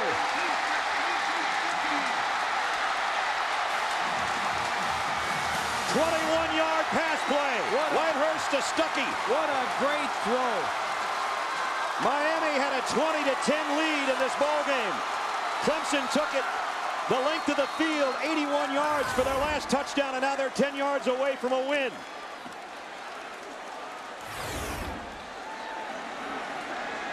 First and 10. They can get a first down inside the 1. Whitehurst hit as he throws. Incomplete.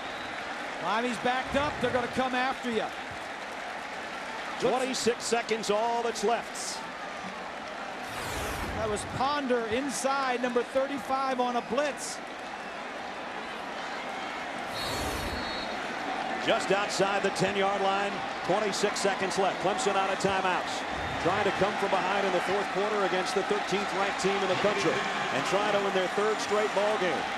Miami's first ever visit to Death Valley. Will it be deadly? I think the only way Miami stops Charlie Whitehurst is by a turnover. Knock the ball loose or pick it off. Whitehurst throws incomplete. His receiver ran to the end zone, Aaron Kelly, and he threw a quick out. And now it's 3rd down. Miami had a tremendous record entering the 4th quarter with a lead. And only 3 times ever have they lost when they led going into the final stanza. 177-3. Now, is it one play to try to get a touchdown and then kick the field goal and play to overtime? That's what we're about to find out. Remember, it's possible, not probable, but possible to get a first down inside the 1-yard line for Clemson.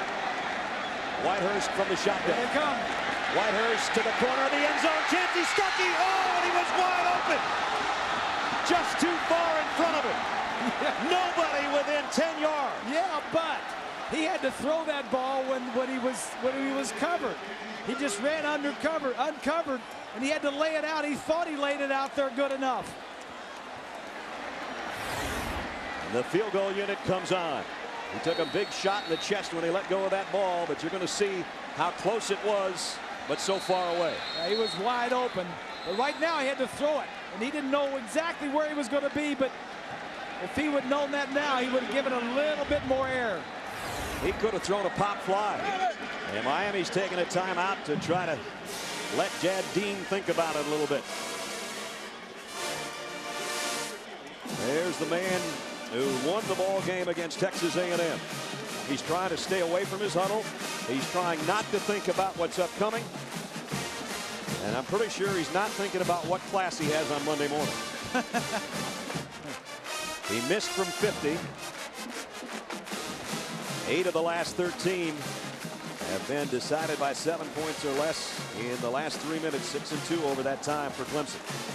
So they've been in a lot of close games. This is only the 7th time these two teams have met. Of course, they were not conference mates until last year. And last year in Miami, Clemson in overtime, a winner over the Canes. Now they need a kick to send it to overtime to try to win for a second year in a row, only this time on their home field. The spot is going to be at about the 17-yard line. It'll be a 27-yard field goal attempt. Chad Dean has missed only once all year. That was earlier in this game from 50 yards. He also ran for a first down on a fake field goal in last year's win. So he's been involved a lot in this 2-game series the past couple of seasons. Chasen to hold. Dean to try to tie it with a possibility of overtime. Kick on the way, and it is good.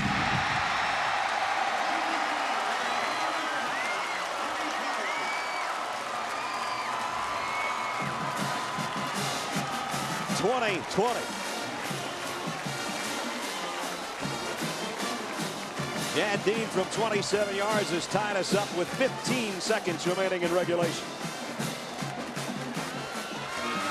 The Tigers have scored the last 2 times they've had their hands on the ball. It looked like the Hurricanes offensively kind of closed down operations, shut down it, and just play a little bit conservatively. Here's the kick that ties the game and probably going to send it into overtime. Chasen with a hold, got it down, got it turned. Jeffrey Allen Dean, Jad with a field goal. 20-20. Bob and Brad's point here, when Charlie Whitehurst had a chance, as you look at Tommy Bowden's reaction, to throw that last pass. Yeah, he overthrew it, but you know what? I think it's the intelligence of a 5th-year quarterback. In that situation, you might want to give your receiver a chance to go up for a ball, but not there when you got a chance to kick a field goal to tie it. Yeah, good you point. err on the side of being very conservative in that situation, so he throws it a little bit longer had it been something he would have in the first quarter. Well, Swanee, the thing he wanted to do was get rid of the ball also. He did not want to get hit and sacked and fumbled. He wanted to keep it alive, so hang it out there, give him some air, see if he can catch it. You want to get rid of it. You don't want to take a sack or cause a fumble where you might lose the game. That's right. Make a great play for a touchdown, or we have a good field goal shot. Dean to kick. Jenkins and Hester deep.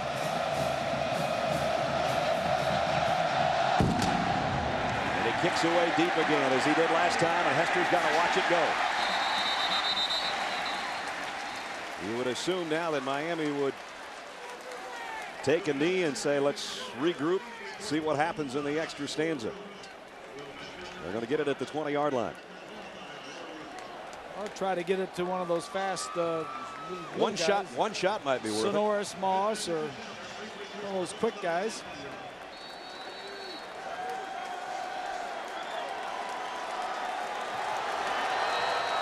So we're down to 15 seconds remaining. And Miami's got its prevent offense in there. Kyle Wright is going to take a knee, and we're going to play overtime.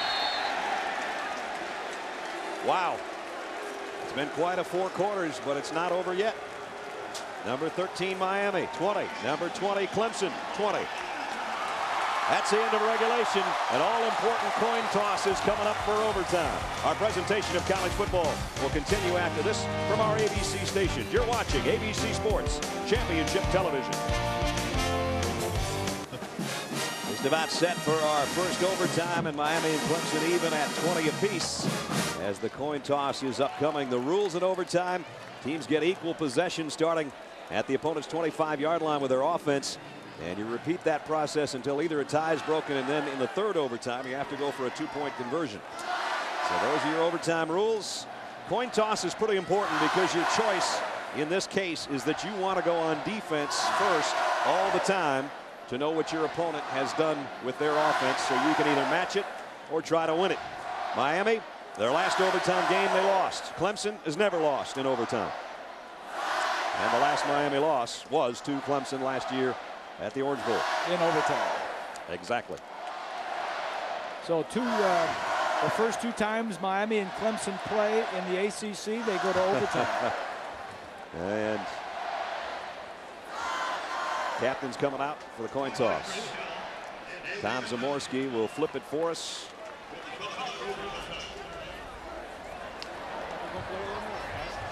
After 3.5 hours, shake hands and do it again. That's a tail. That's a hit. Tell me what you're going to call. Quatrin Hill will be the guy to call it. Let it hit the ground and then we'll determine. Okay. Call the heads. It's a tail. It's a tail. Clemson, you have won the toss. You can choose to go on offense or defense. You want to go on defense. Which end of the field do you want to play on? Okay. All right. So let's. You want to go on this way? David Dunham Clemson won the toss. made the call. They want to play defense. And we'll watch Miami's offense go to work against Clemson's defense in our first overtime when we come back to Death Valley right after this.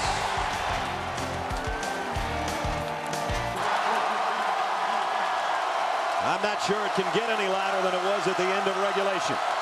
Overtime at Memorial Stadium in Clemson. First down, Miami at the Tiger 25. Maybe a yard for Tyrone Moss. Miami goes back to what they were doing when they came out at the second half, and that is going unbalanced line, moved it to the left, tried to run behind those big tackles, Winston and Butler. Clemson has got that act now. They need to do something different. A little play action pass and hit the fullback out in the flat would be a good idea. Moss at 100 yards rushing for the day. 2nd and 9. There's the play fake Bob was talking about. Right, lofts it. Sonoris Moss trapped it. Incomplete. It's 3rd down and 9. I don't know whether he was throwing that to Hill, the fullback, or to Moss, but they were both there. And there's a flag down that I did not see in the backfield.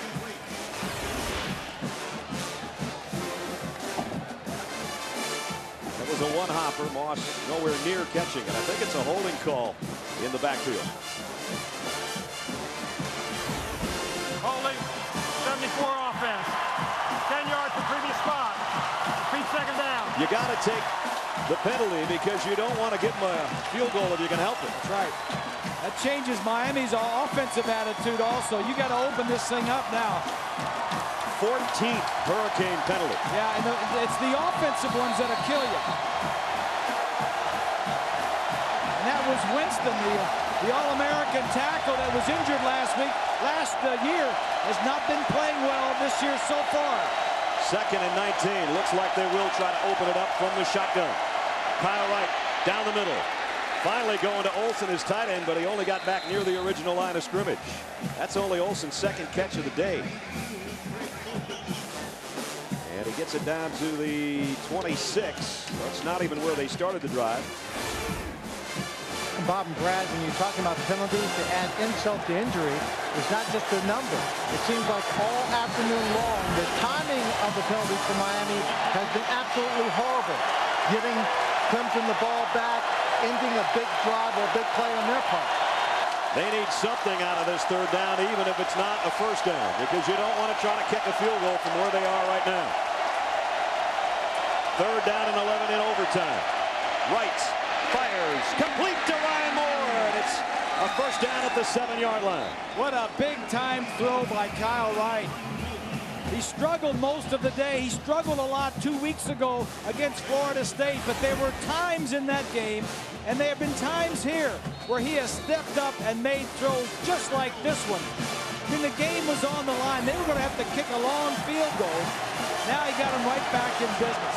And now it's 1st and goal in overtime. Miami's first possession. Clemson will still get a chance.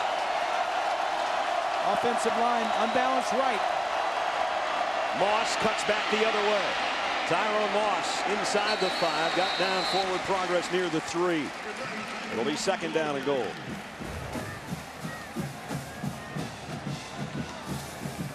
.20 game in overtime. There's a lot of prayers going on around Memorial Stadium if you're clad in orange and are cheering for the Tigers. The Tigers, who somehow kept their tail in this ball game in a fourth quarter rally in the final 3 minutes to tie the game. Now they're in overtime with the number 13 Canes. Second and goal. Toss sweep. Tyrone Moss behind blockers. He's all alone. Touchdown Miami. So the Canes score first and they get what they wanted, a touchdown. It's a nice design play. Good blocking up front. And the best thing for the Hurricanes was no holding on anybody, no penalties. That was a big time play when it was third and long to come up with a touchdown. The 3rd and 11, they got the 20-yard gain, and that set them up to go back to the power. And Quattrin Hill, another nice block. Petty's extra point is up and good. So it's 27-20 here in overtime. 27 was the winning score in overtime last year between these two teams. That was for Clemson. Now the Tigers know what they have to get done. That's why you want to go on defense first. You let the other team take their offense. Now we go out and do our thing. What do we need? Do we need a field goal? Do we need a touchdown? Watch the toss. Butler is 64. Olsen is 82. Nice seal off over there. None of the Tigers come out of that mess. And the back just runs in untouched. Olsen and Ortega, the two tight ends, just sort of sealed off that corner, and then Quattrin Hill got another nice block. And that's all she wrote for Tyrone Moss. And now there's a hush in the sellout crowd here, as Charlie Whitehurst and company have to try to come from behind in yet another quarter, this time in overtime. Can they do it 3 weeks in a row plus? As Bob said, they know what they need. First down, Whitehurst with a pooch pass inside to Merriweather. Merriweather, a guy who scored a touchdown, the winning touchdown in overtime last year. Who called that play? That was a good play, wasn't it? Probably Rob Spence. Yes, sir. Rob's good. You know, they call him the mad scientist. He admires Alex Gibbs. He admires Shanahan, the coach at the Denver Broncos. I said, you ever met these guys? He says, no, I've never met them. He says, but I just watched. I read some of their books. I've just watched them play, and I like the way they play. Second down and short during a game. There's a lot of things you can do with second down in less than one. I don't know if you do it in overtime. Here comes a blitz. Merriweather, he's got the first down. He's inside the 15 down to the 13. Kenny Phillips made the stop. There is no clock, so there is no rush in overtime. Reggie Merriweather, whose starting job lost to the highly touted freshman James Davis, who really couldn't muster any ground game today. And then in the fourth quarter, they came back with the veteran Merriweather, a junior, and he's responded pretty well, and he stays in there right now. It's first down just outside the 13-yard line. Clemson needs a touchdown to tie. Yeah, the one thing that both sides know that would end this real quick is a turnover. Empty backfield. Whitehurst, the quick throw. And he goes to a freshman of all things, Tyler Grisham. And Kenny Phillips, another freshman out there, number 1, makes the stop. There's two guys that are going to be seeing a lot of each other over the years.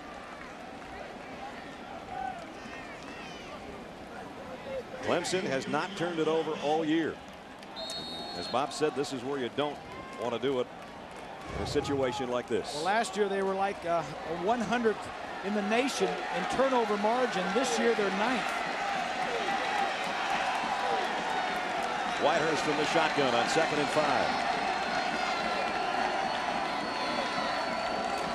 Here comes the pressure. Charlie throws it. Incomplete. And a man wide open. Boeheim's looking for a pass interference call and doesn't get it.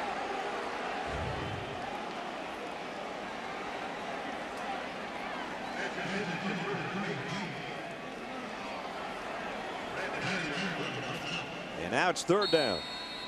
But of course, Clemson knows that they've got 2 downs to do this, to either get a first down or a touchdown. Yeah. Man coming right at us is wide open. That's Grant. Oh. And now Clemson's going to take their only timeout of the overtime. Of course, then the first thing that a receiver does, he'll go back to the quarterback and he'll tell him, hey, I was wide open on that play. And then you look at the tape on Monday or Tuesday to see if he really was.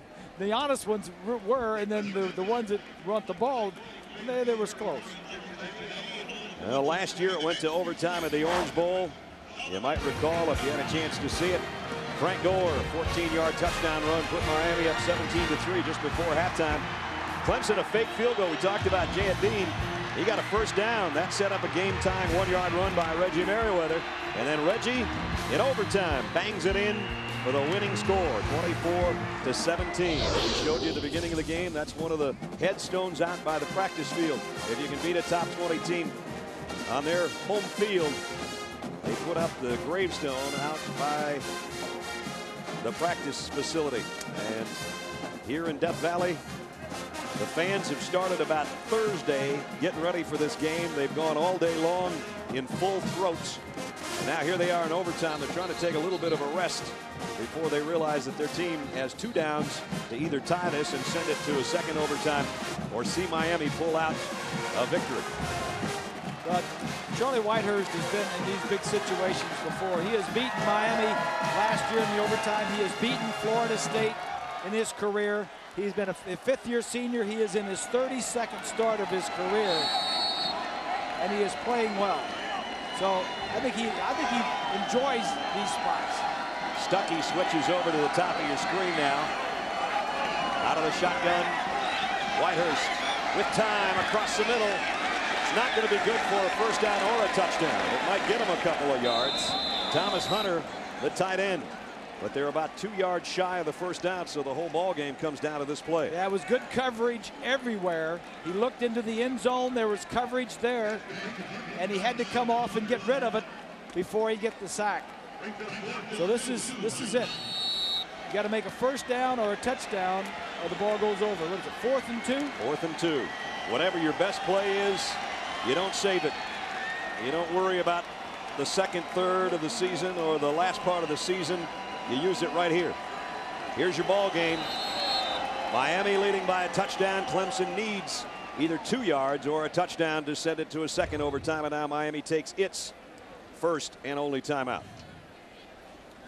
Well, Miami got a look at the formation, but that also gives Clemson some time to rethink the call that they made on the field. Well, coming up tonight on ABC, it's the movie of the week. Ben Affleck, Bruce Willis, and Liv Tyler star in Armageddon. Starts at 8 o'clock tonight, 7 Central Time. Well, this may not be Armageddon, but it's a pretty important ball game here in the ACC. Heck, we're into prime time, aren't we? Unless my watch is wrong. What time is it? It'll be into morning if this thing doesn't get over. Boy, it's been a great game. It's been a lot of fun being here in Clemson since Thursday. The fans, as I said, have been absolutely spectacular. They've packed this place. They've cheered like the old days of Danny Ford and national championships and big games. A lot of ACC championships before Florida State came to the conference, and all the cross-state battles they'd have with the Georgia Bulldogs and all the great games. And now they've got the Miami Hurricanes, the 13th ranked team in the country, in overtime, but they need a big play here. I think, Brad, one of the special places in all of college football to come. No doubt. See the game. Well, here it is. You either need a first down or a touchdown, or all the orange-clad faithful go home unhappy.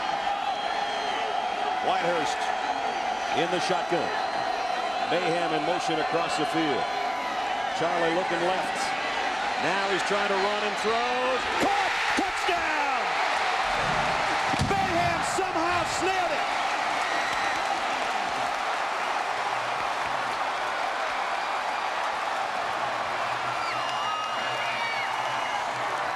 He took it away from a Hurricane.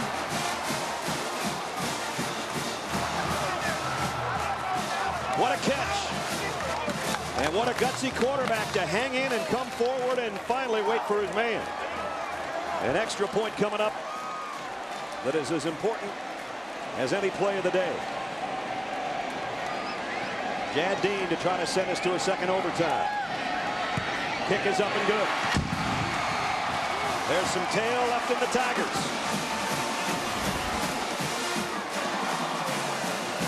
Now this little scramble right here gives him the time and gives Bayham the time to move around and get open. Not by much, and he took it away from a Hurricane, but just enough. Kind of a jump pass by Charlie, too, because he knew he was going to get hit. And Bayham went up in front of Brandon Merriweather and made a sensational catch. And Bob and Brad, speaking of Hurricanes, it's been a tough couple of weeks for Curtis because he's from New Orleans. And just before Hurricane Katrina hit, his mother had moved to Atlanta and bought a house.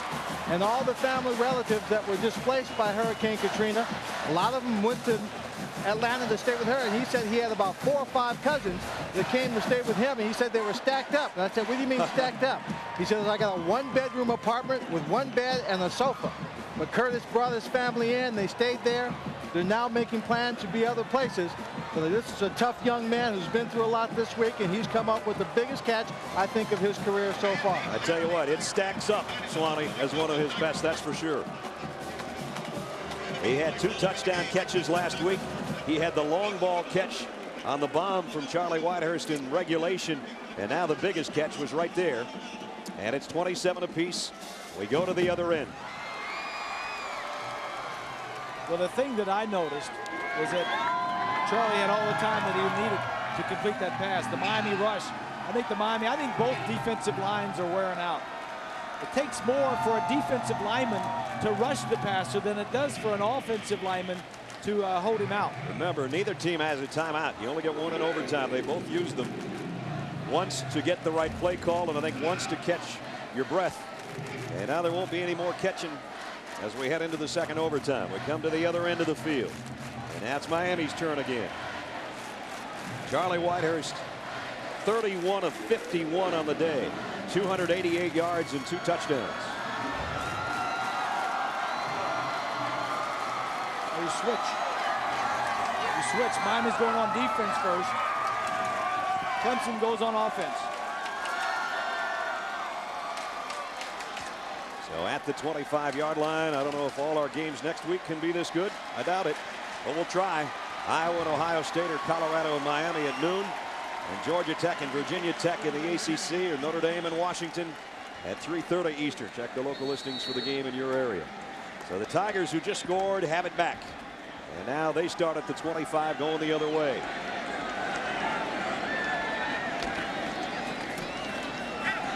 Merriweather trying to stretch out 3 yards on the inside. John Beeson, the linebacker, holding on for dear life.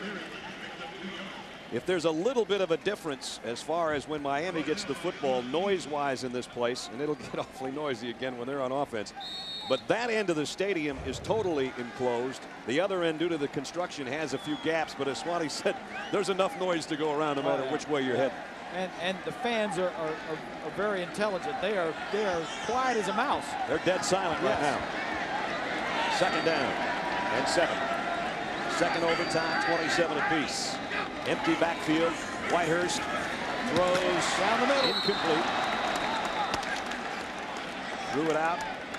Intended for Merriweather, and it was Phillips, the freshman, who's been playing most of this second half back there in that secondary. Tight end was open right down the middle, but the play was not designed there, so he didn't even look down there. I sound like some of these receivers that come back and tell me, oh, hey, I was open. Yeah, that was after the ball went over one way. Remember, Cole Downer, the starting tight end. He and Williamson, you can almost say they're co-starting tight ends. They play a lot of 2 tight end. But Downer went out after being injured earlier in the ball game, even though he had a touchdown catch today. Now Charlie White is trying to call a timeout. They don't have one. At least I didn't think they did. I think every timeout, every time you go to a new period, you get another timeout. So Charlie's right. Yeah. I'm wrong. Yeah. Their last one in this stanza now. So he'll talk things over on the sideline with a big third down coming up. You know, Bob, I got to tell you that Whitehurst throwing those flare passes, I think some of those guys will come open, those wide receivers, but I just don't think he believes he has enough time to wait on them. Well, you might be right, Swanee. So the huddle on the sideline around the Clemson coaches. They want to get a touchdown here and force Miami's hand, much as Miami did in that first overtime.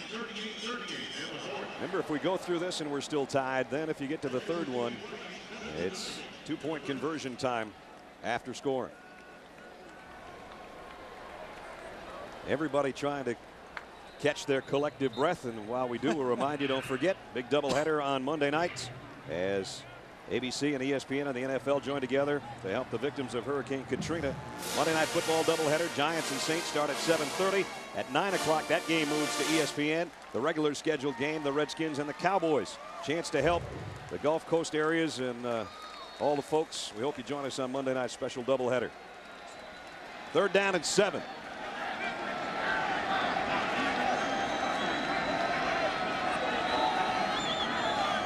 Whitehurst from the gun, in trouble. Oh boy, that's the last thing you don't want to happen. Now the play's blown dead as Phillips is heading the other way. Orion Harris came with the pressure. And where do they have that spotted? At the, let's see where they walk it off to.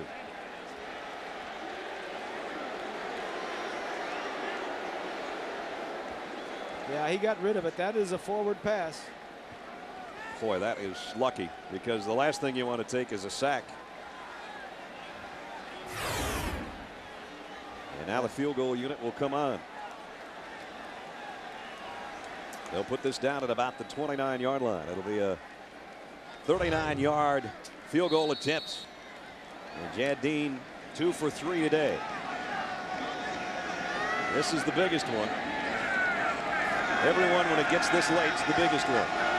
Dean to try to give Clemson the lead in a second overtime. And does. Perfect. He's a solid kicker. Yes, he is. You mentioned 6 field goals against A&M a few weeks ago. 30-27 Clemson. Their first lead in a long time, but how precarious a lead it is. With Miami coming back on offense. And now you're going to hear the noise I talked about.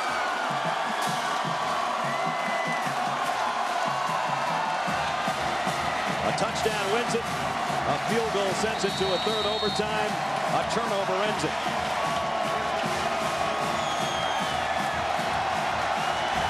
Moss and Moore both to the near side. Tyrone Moss is the tailback in the eye. Draw play. Moss lost a yard or 2. Tremaine Billy made the play along with Charles Bennett. The best case scenario is at least to get about 3 on a play like that, so you don't put yourself in a passing situation right away. Exactly.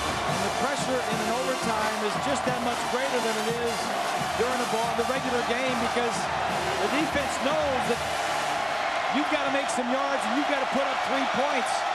If you don't gain any yards, you're putting the pressure on your kicker.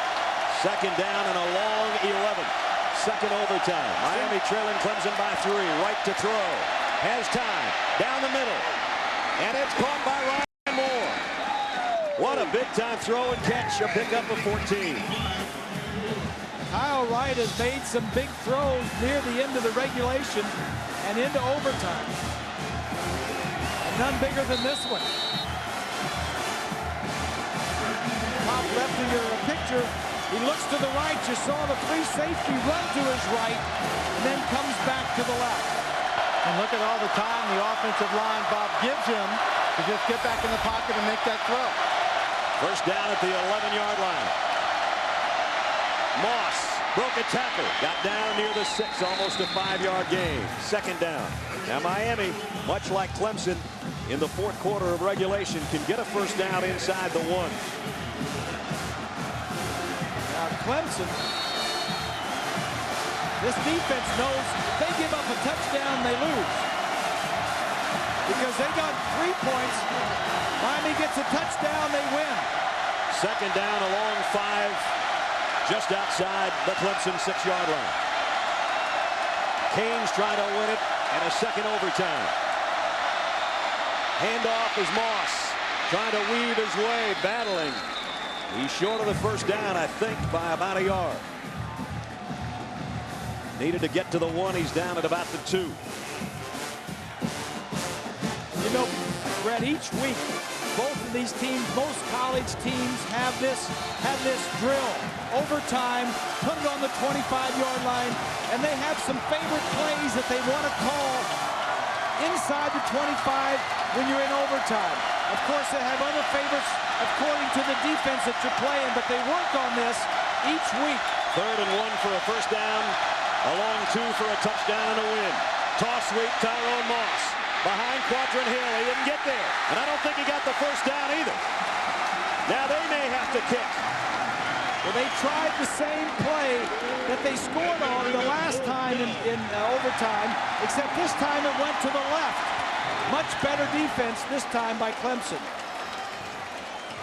Now Miami may take its time out here, and they will, to talk it over.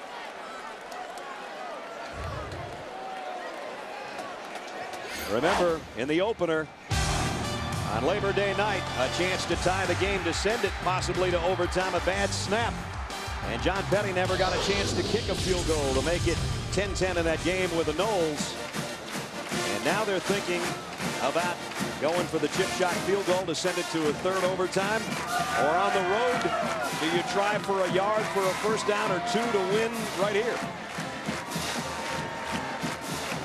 It'd be a gutsy call if Coker goes for the win. 2 years in a row, Miami has lost back-to-back games, which seems impossible. We talked about earlier, 4 of Larry Coker's 7 losses have come in these 4 back-to-back losses. 2 years ago to Virginia Tech and Tennessee, and then last year to North Carolina, and then Clemson in the overtime. Here comes John Petty. So they'll try to make it 30-30. You know, this is a little bit of an angle. When you get this close, this is not a chip shot because the angle. In the NFL, the hash marks are right there where the crossbars are, the uprights. This is even closer than an extra point. They'll call it a 19-yard field goal to try to send it to a 3rd overtime. The kick is perfect, and we're tied at 30-30. It's a tougher kick than most would think. Petty knocks it through, and we'll catch our breath. So will about 84,000 in Death Valley. 3rd overtime coming up.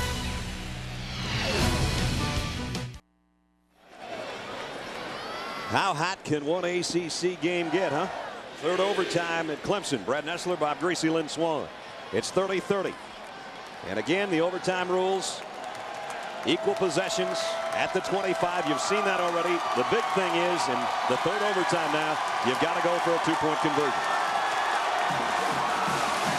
And now Miami on offense. And the Clemson defense trying to rile their fans down in that end zone. I think they're going down to the other end. They're trying to rile everybody up. They want to play down that end. I don't blame them. That ain't going to work.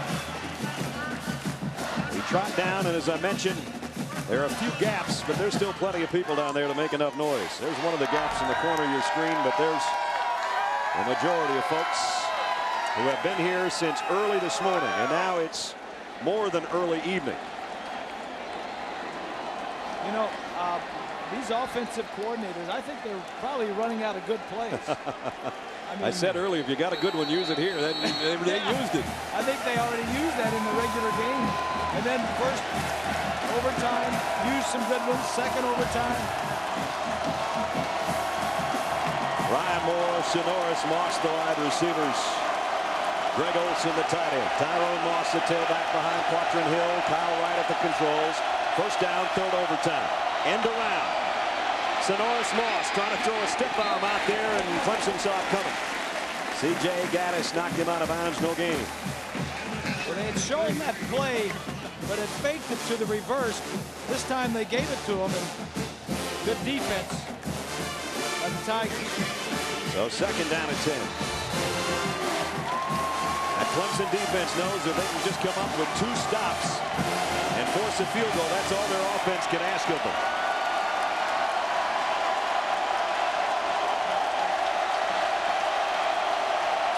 Second and 10 in overtime, number 3. Moss got an opening. Tyrone Moss inside the 15. The 10 down the sideline. Touchdown. He got there on a sensational dive to the pylon. A 25-yard touchdown run.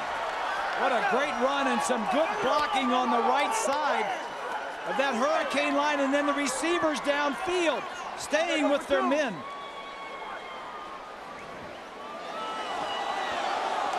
And Moss Moss down the sideline, got a block from Ryan Moore. Here's another look. Again, it's unbalanced line for the Miami Hurricanes to the right side, and the two receivers down there, Moss and Moore, not blocking big time, but just staying in front of them. Remember, it's 2-point conversion time. So here's an all-important play for the Clemson defense, too. They'd like to give their offense the opportunity to tie or win in overtime number 3. But they've got to stop this 2-point conversion, or it will put a ton of pressure on the Tigers. Right. Blocked. Incomplete. 36-30. Clemson still has some hope, but now they need a touchdown and a 2. Gaines Adams is the guy that got a hand on it. So Moss got him 6, but they couldn't add 2 more. And the Clemson offense will take over, trailing 36-30. And again, offenses throughout the week work on their favorite 2-point plays. So that was a play that they didn't have any problems running. They work on those plays all week. They have confidence in that 2-point play. They just didn't execute it. Charlie Whitehurst had his offense gathered around him. There's Tyrone Moss. What a day. He's been something. Came in with a little bit of an injury, lower leg, but that hadn't slowed him down much. Charlie Whitehurst, the senior leader, holder of most of Clemson's passing records, now knows what he needs. Nice play fake. Throws. It's almost caught by Boeheim, but broken up by Kelly Jennings. It was a pretty good looking play. That was a great looking play. We've got another overtime apparently going on. Let's check in with John. Brad, you're right. And Notre Dame had to come back from 3 touchdowns down to force this one to overtime. They get a field goal in OT, and then Jason Teague for Michigan State scores the touchdown. So the Spartans win for the 5th consecutive time in South Bend and knock the Irish from the ranks of the unbeaten 44-41. Brad. Here, 36-30, John. Clemson trailing with a 2nd down and 10 at the Miami 25 and overtime number 3. Whitehurst pressured, throws, intercepted. It's the ball game. Miami wins it on a turnover. The first of the season suffered by the Tigers, and it's the freshman Kenny Phillips. And the Hurricanes avoid an 0-2 start.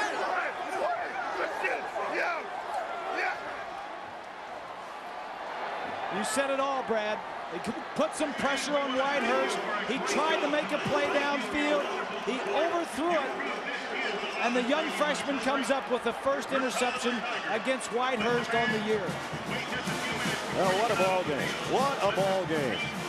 It's one that, as you can see, Tommy Bowden down on one knee with his law enforcement crew around him is spent. And it's a tough one to take physically, emotionally, everything. And let's check in with the winning coach, Larry Coker, with Lynn Swan. Well, Coach, as tired as I feel, as tired as you feel, is nothing compared to the players. Did you challenge this offensive unit of yours in the second half just to come out and play tougher football? Well, no doubt about it. We felt like we had to do that. We're struggling with the negative plays. Were just killing us, and really proud of the way our team finished up. And, of course, great effort by the Clemson team also. Tell me your approach to this overtime. Well, again, it varies. Obviously, you want to play defense first if you have a choice, and then you know what you need to have. And again, we were moving the ball pretty well, and we felt like we could score, and we just had to hold them. Kyle Wright showed a lot of poise. His second start for you in this overtime game, hanging in there, and the offensive line finally gave him the time to throw the football. Well, I think we can do that. I think we'll be fine. But exactly right. I'm really proud of the way we finished the job. And again, we felt like we had the game under control in the 4th quarter. We let it slip away, and then we had to win in the overtimes. But Clemson didn't make it easy for you today. Well, no, and we knew they wouldn't. It's a tough place to play, obviously, and they're a good football team. And there's a reason they're 2-0. Well, Coach, you have a good program. You come away with your first win and your first visit to Death Valley. Congratulations. All right. Thanks, man. Appreciate it. Okay. Brad? Well, stunned Tommy Bowden, and the folks out there was some concern about him because he's still standing there in disbelief and was down on one knee. It's been that kind of day.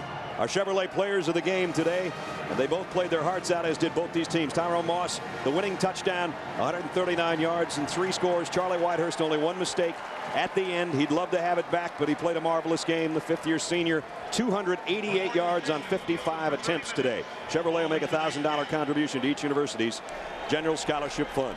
That guy ended up with the football at the end. A freshman with an interception for the ages, at least for his young football career.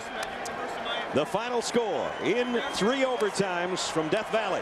Miami wins it 36-30. The final score, they go to 1-1. Clemson falls to 2-1. For Bob Greasy and Lynn Swan, I'm Brad Nessler saying so long from Clemson. Final score 36-30 as we join John Saunders, Craig James, and Aaron Taylor in New York. And the shot of Tommy Bowden down on one knee and then standing in disbelief for about